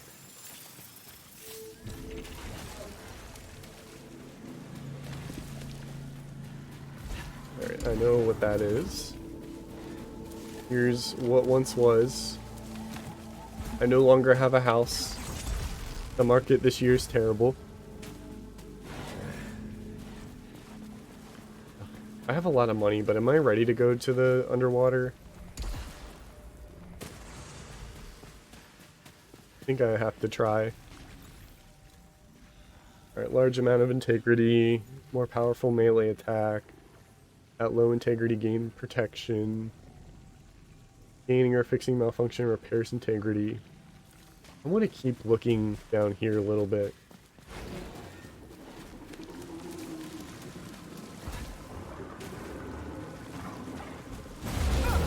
Ow.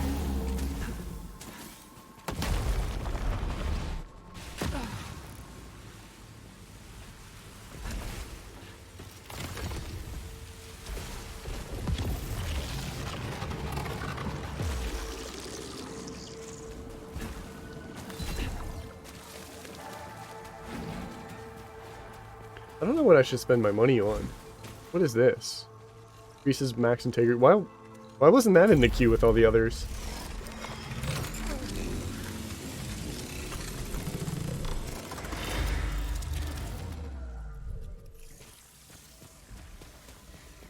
That's gonna be nice.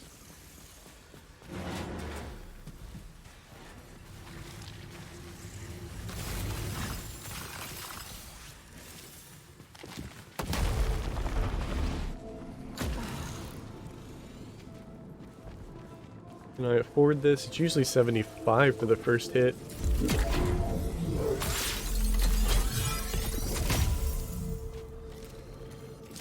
Okay. That's good.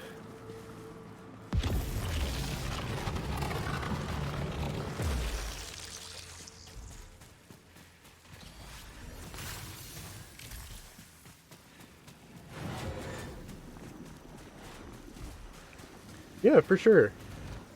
I would love to do that. Oh, that's quick. I don't know if I'm short enough to... Probably not short enough to dodge that. I think enemies spawn here, in which case I'm turning right around.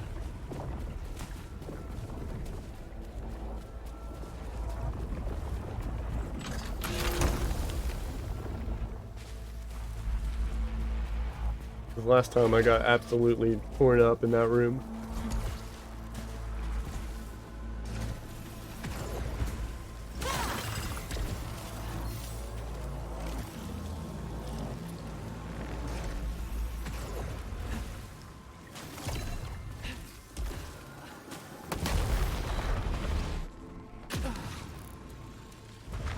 Alright, nope, I'm out of here.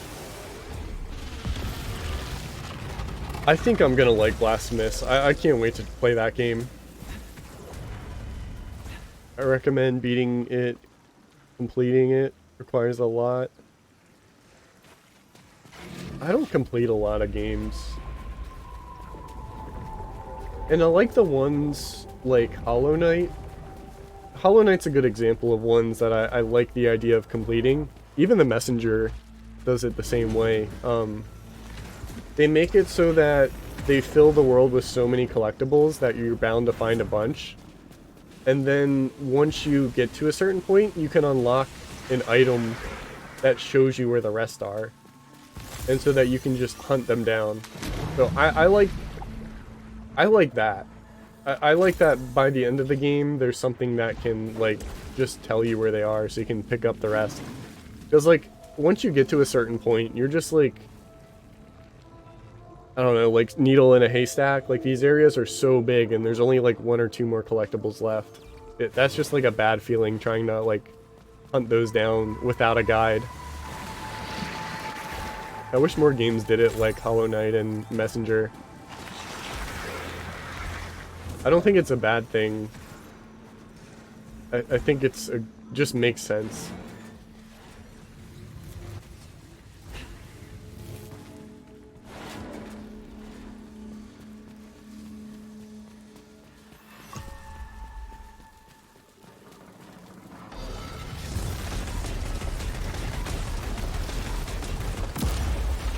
I think I just need to run. I don't know, some of those turrets, it's very awkward whether or not they're, like, able to hit you from there.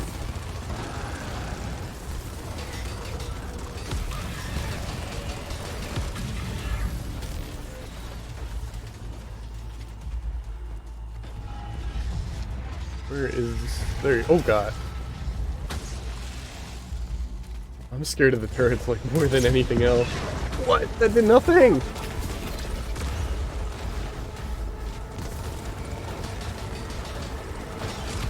Ow.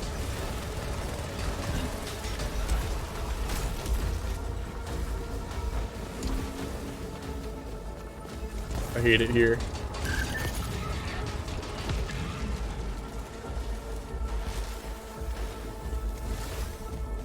Let's try going up this side.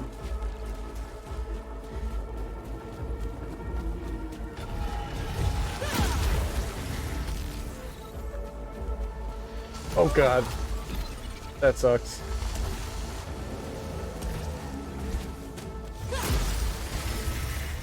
Yeesh.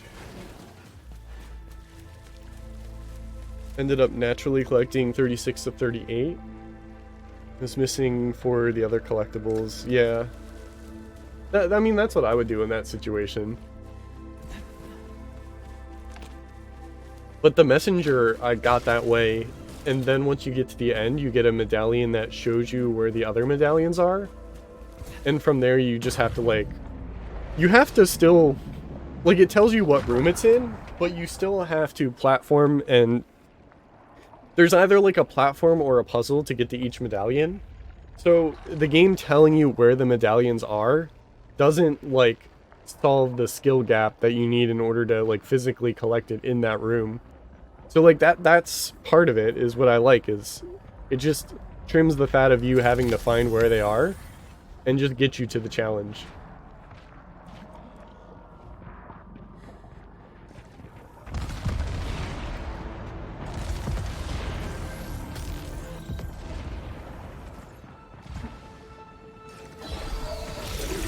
Ow.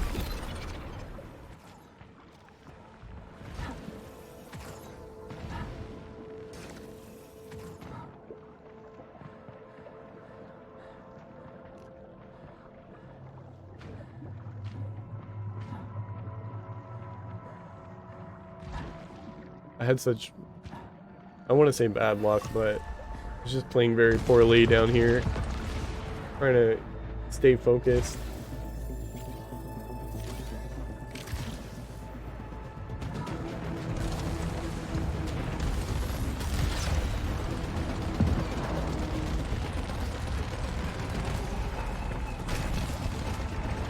Oh, jeez.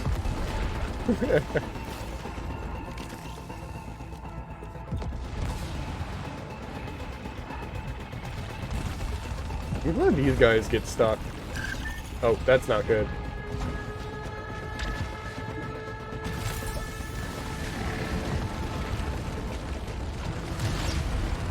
Oh, I missed.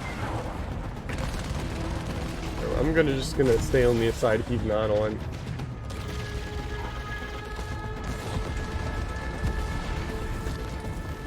Oh, jeez. I thought I shot it in time. This is rough out here.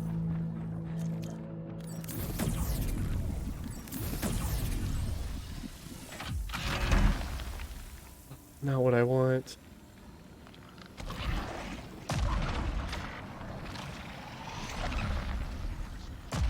Maybe I should try this.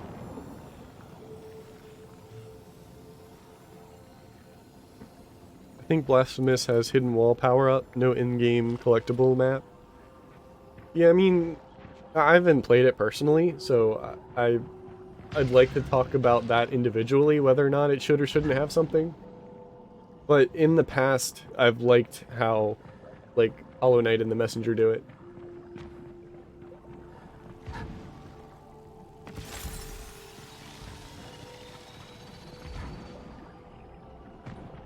What's up, Big B? How are you? Reduces alt fire 3 seconds, melee, no. Tempting, but no. This is very fast.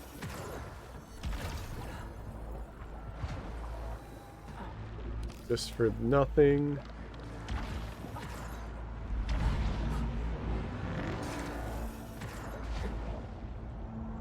I gotta take this very slow. I only have to beat the game one more time. Play it safe.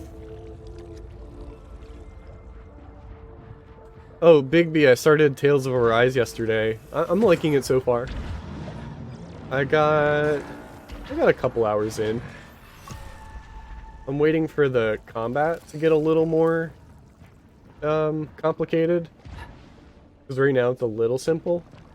There was different difficulties. There was normal, moderate, and hard, so I picked moderate. I felt like that was a good place to start.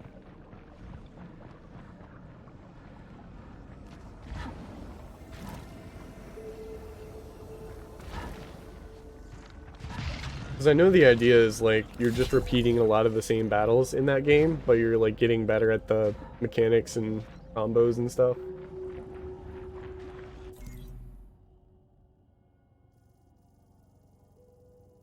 Yeah, the first boss was a cool, what's the word? It was very theatrical.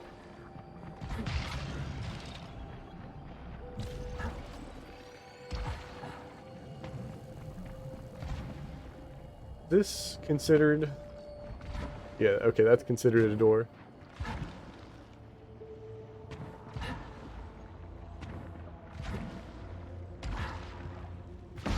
But I'm probably going to play more of it this weekend. I want to beat Returnal today, so that I can stream something next week.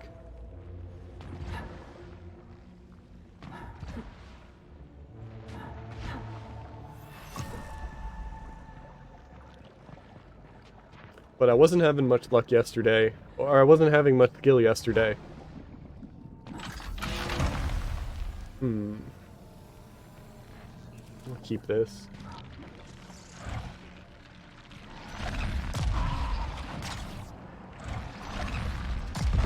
I don't know if this is going to be good for these enemies, because there's a lot of them. Overall, I really like Blasphemous, but I have 4 complaints. Tutorial's bad, and the optional menu tutorials are only slightly better.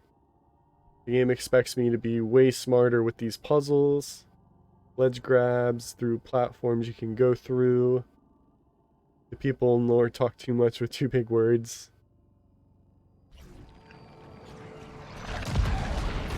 Yeah, I definitely want to try Blasphemous. Seems like a good game. Maybe that explodes. Oh, he's got a red shield. Of course he does.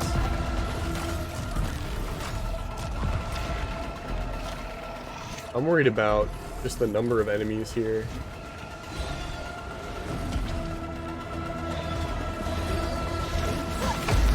Okay, and then we get out. Oh, he dropped the weapon.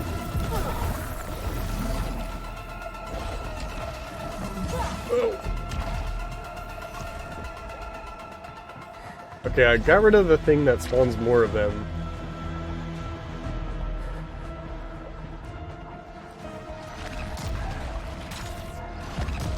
Oh, that did connect. Okay. Let's see if that weapon he dropped was any better. I can't take this thing to the final boss. I think I should have never picked this up. Oh, there's still... Oh, there's still another.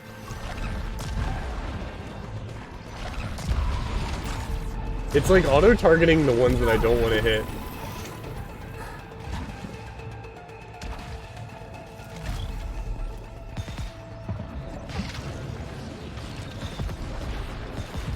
Alright, this is gonna get me farther.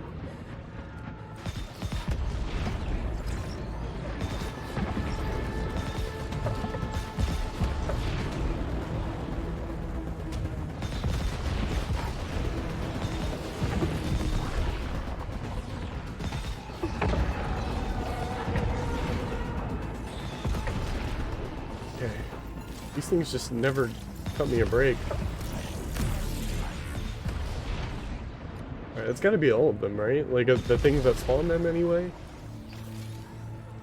Still a Monster Hunter Stories, really want to finish it up before Metroid? How long is an average playthrough? Because that's the sequel, right?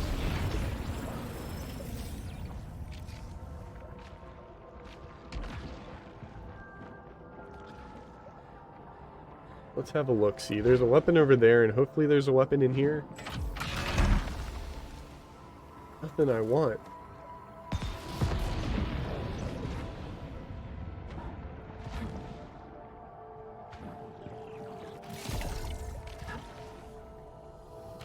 I just want a carbine with leech rounds. This is gonna work. There's another weapon here. Hollow Seeker. This has more damage. I hate it here.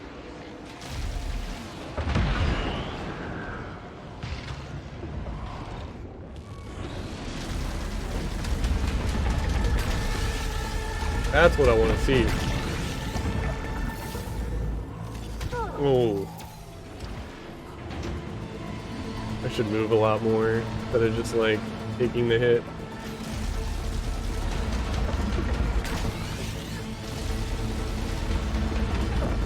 Oh, let me out. Alright, he spawned.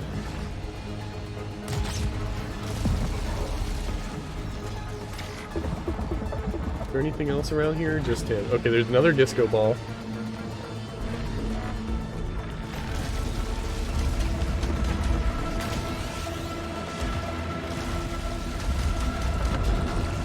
Okay.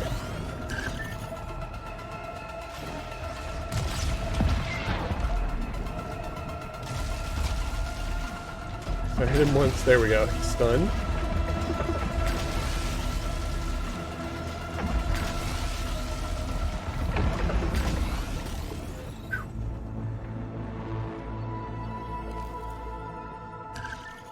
I think I got 35 hours in by judging the guide I saw. It's another 20. That's a good length. What is the combat play like? Is it turn-based or is it like action RPG?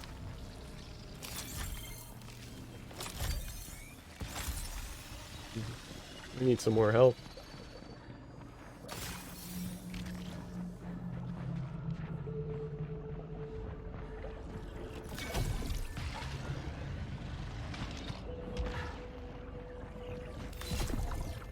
There's another chest up here.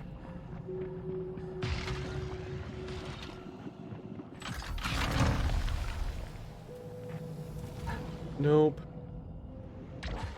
This, I think, yeah, that was malignant.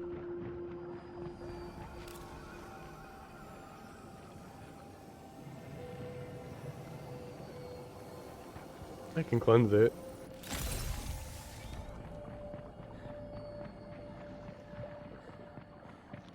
Turn-based, think Pokemon with rock, paper, scissors. Gotcha. I think Digimon Cyber Sleuth did a cool thing with not only elements but like Digimon types.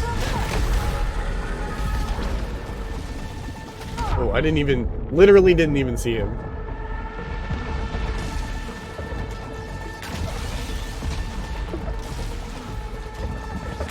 Actually blind. Oh, this is not good. This is not good. This is not good. I hate it here. Ooh. I wish you could shoot them out of the sky or something. Well, that's certainly not going to help.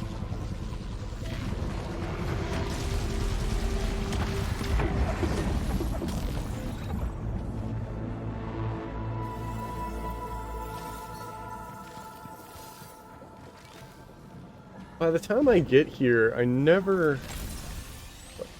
Felt so good. I never have, like any kind of revive. I never have any kind of leech rounds.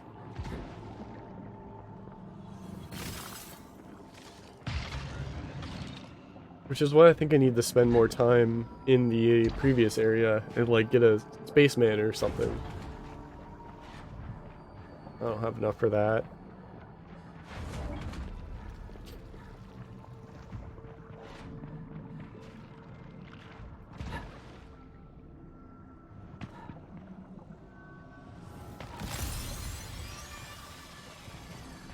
This goes even farther down.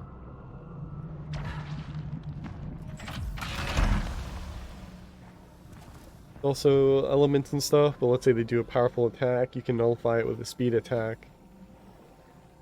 Okay, yeah, that sounds cool. I should check out gameplay of that.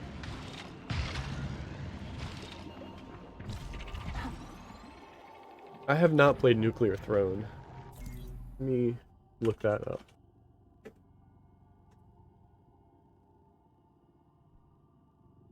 You know what? I've seen gameplay of this.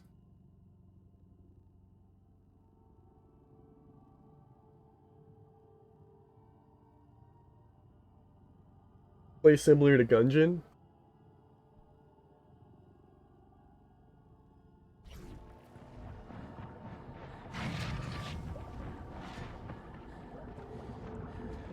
I hate this room.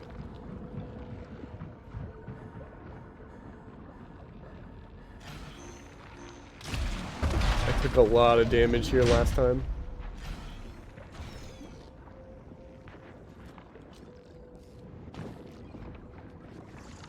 Oh, the lasers are laid out differently though. Actually, this might be laid out easier. Ooh, how far does it go?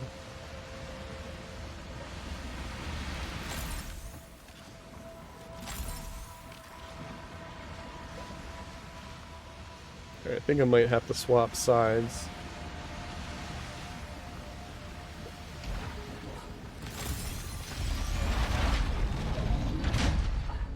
Okay, so far so good. I'm gonna leave that gate closed.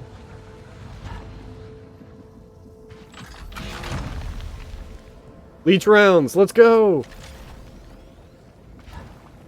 What's in here? Okay.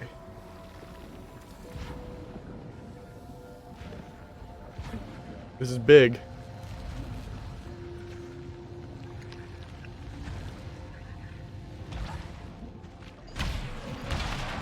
So basically it has combat that feels both unique and like mechanically, you know, like there's mechanics. It's not too simple.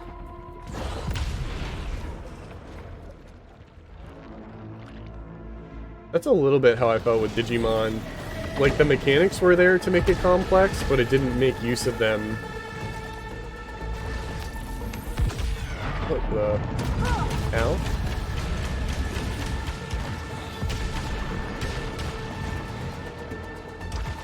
Alright, now you're the last one.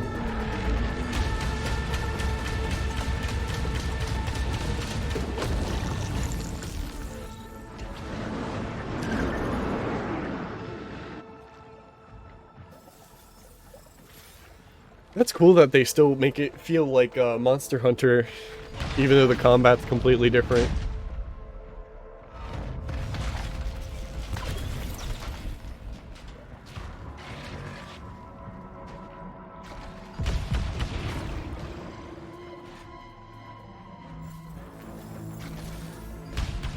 That an enemy? Oh no, that's an orb.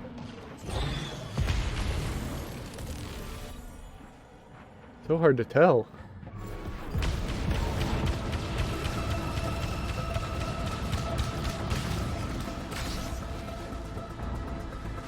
I'm gonna wait for it to teleport. This is such a cool, like, enemy design, like, mechanically speaking. I mean, visually, too, I'll give it that. It's a cool-looking disco ball that warps around. But it's very tanky, and the more you shoot it, the more it sends these waves at you. It's cool in combination with other enemies that make you, like, rush in.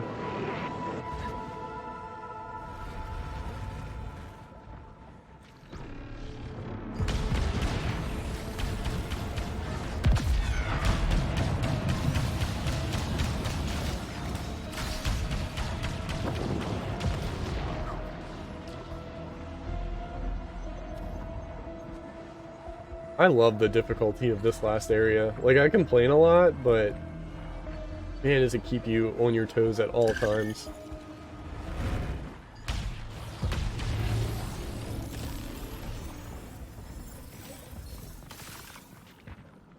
Okay.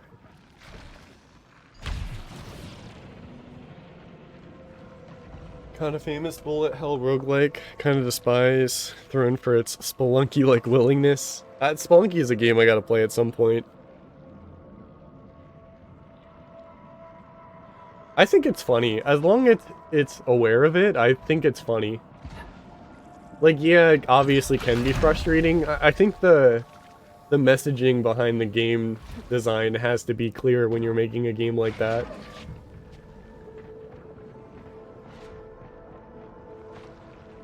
I'm not going this way. A pretty big post-game section, but I'll probably skip it since I really want to play Metroid. Yeah, I wish I was able... part of me, I wish I was able to get the collector's edition, but I'm trying to wind down from buying collector's editions. I decided not to get the one for SMT 5. Well, the only thing I want are steelbooks. If they sold the Metroid steelbook by itself, then I would have gone for that.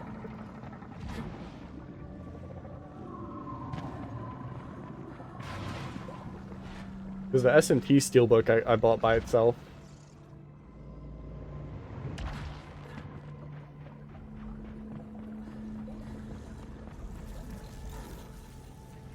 Alright, repairs a large amount, small amount, weapon damage, integrity. Let's go.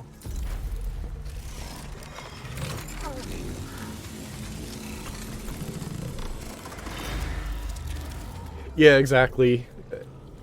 And me being like a collector of like every console, like as much as I try to, I don't want collector's editions to like take up too much space. Look at how much health I have. Good lord. I quit out of Spelunky 1, so I know that style isn't for me. Yeah. Yeah, like I said, as long as like the advertising and messaging is like clear, that's the kind of game you're gonna get, then I get it. There's a market for it.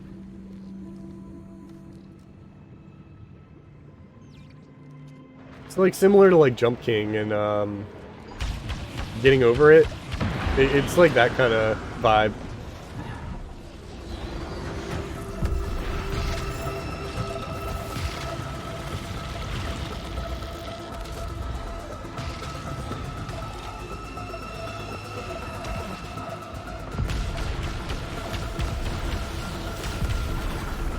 Alright, how safe am I back here?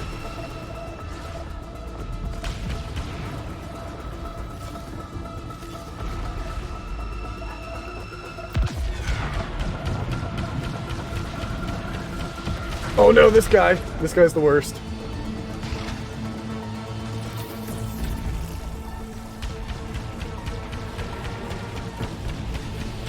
So I do have to save him for last.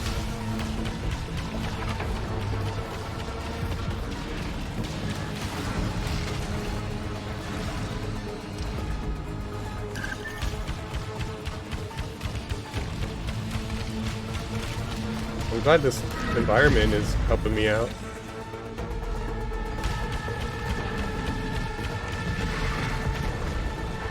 Whew. Oh boy. Please, okay, I stunned him.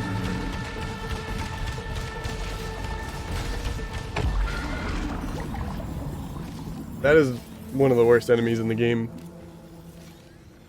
Rising pitch, accelerated harden, no leech rounds, so it's gotta stay. If you're looking for a new monster collecting game to play, Stories is really good. I've got a lot. Well, I've got a Monster Hunter friend that I know locally that, you know, gave it a try just because he's such a big fan of Monster Hunter, and he really likes it. So I'm glad it like helps people branch out. Not falling for the long fall thing again.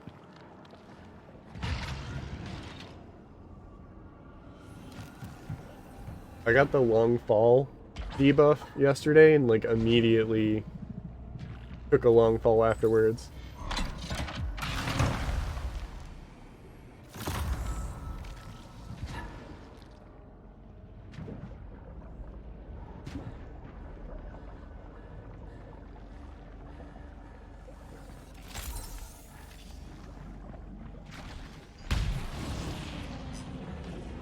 I think this is it. I think this is the door to the final boss. Ooh, jeez. I almost missed that jump.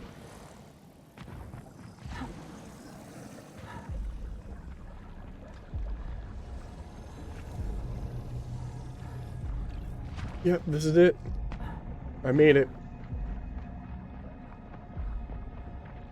I think those games are difficult to control on purpose, while Spelunky and Nuclear Throne expect you to prepare. Yeah, at least Spelunky and Nuclear Thrones I expect are mechanically solid games that are just designed in that way, whereas Jump King and Getting Over It are not mechanically sound on purpose. Or like not traditional, I guess, would be a better way to describe it. Okay, this is the last thing I need to do in the game, so bear with me. If I beat this boss, then I beat the true ending. Let me get in gamer pose.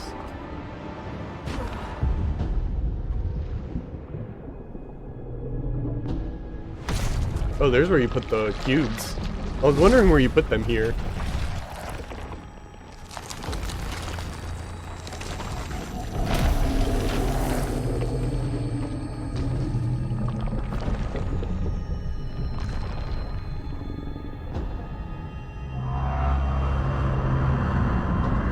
What's up, Scarecrow? That's what they call me, I think. I crossed light years of anguish. My answer is beneath you. Give it to me.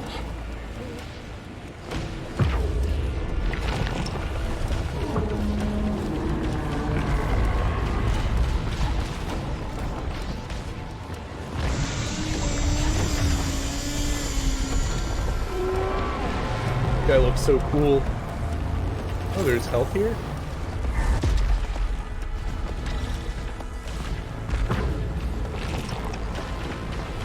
I think I had this weapon last time. It was really good for this fight.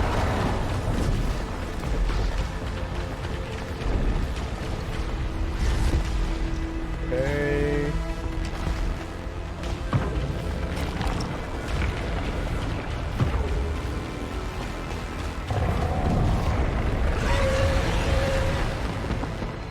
Is that the second phase? I think the weapon I have just does so much damage. Ooh, it looks like an astronaut. I never noticed that.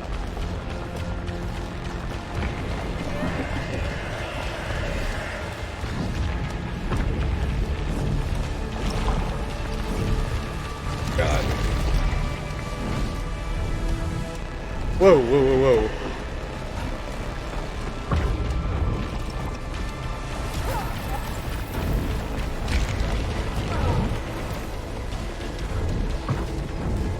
Oh no, I messed up. Is that it? Is that it?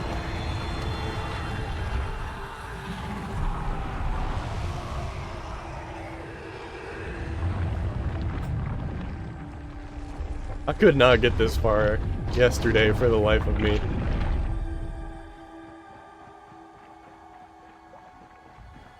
Okay, so if I do play this again, I've got a place to put the cubes.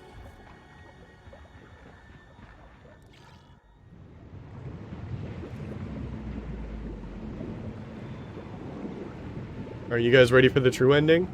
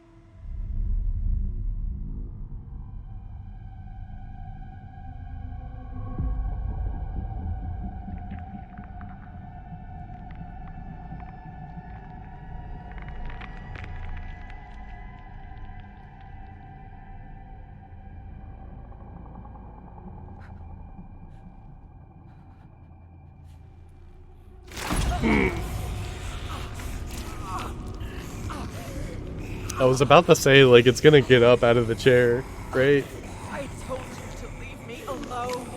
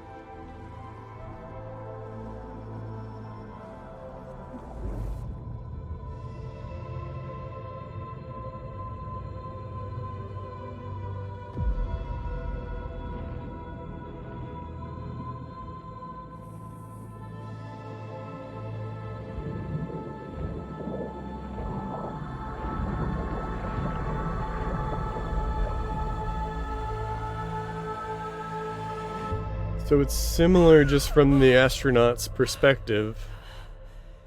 Helios. This game, like, I've thought about this a little bit more since I beat the game the first time. Oh, that's copyrighted. Let's, not do that. I thought about it a bit last time, and it uses this, like, eldritch horror, like, greater than thou, like, premise, which makes for, like, a really good premise and explains the roguelike elements gameplay-wise. It explains, like, other players helping or hurting, like, the other dead bodies. So, like, it explains all that in a really cool, like, in-world way. But when it comes to, like, the actual story and, like, the payoff, like, it doesn't give you enough to be satisfied at the end. Like, I've watched the ending, and now I've watched the true ending. And I don't know, like, there's a lot to be interpreted where I just, like, didn't feel satisfied by the end.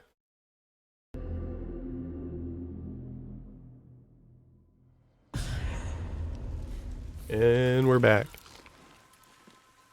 I'll make it this time. I know it. I did make it. I did. I did that.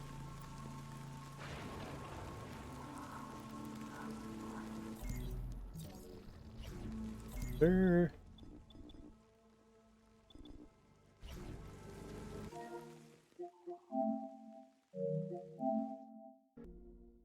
Hey, well, that's Returnal.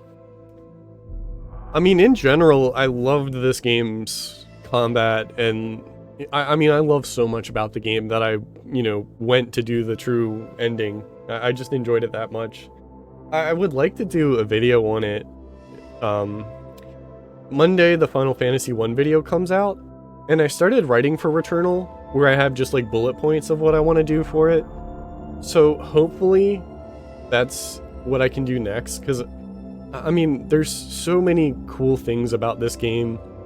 It's also an early PS5 game, and it, like, makes really good use of the controller. So, like, that's something I could talk about. Just, like, mechanics, premise, controller, things like that I think I could talk about in, like, a good enough detail to make a good review about it. But, I mean, I really enjoyed playing through this game. I had such a great time. GG's.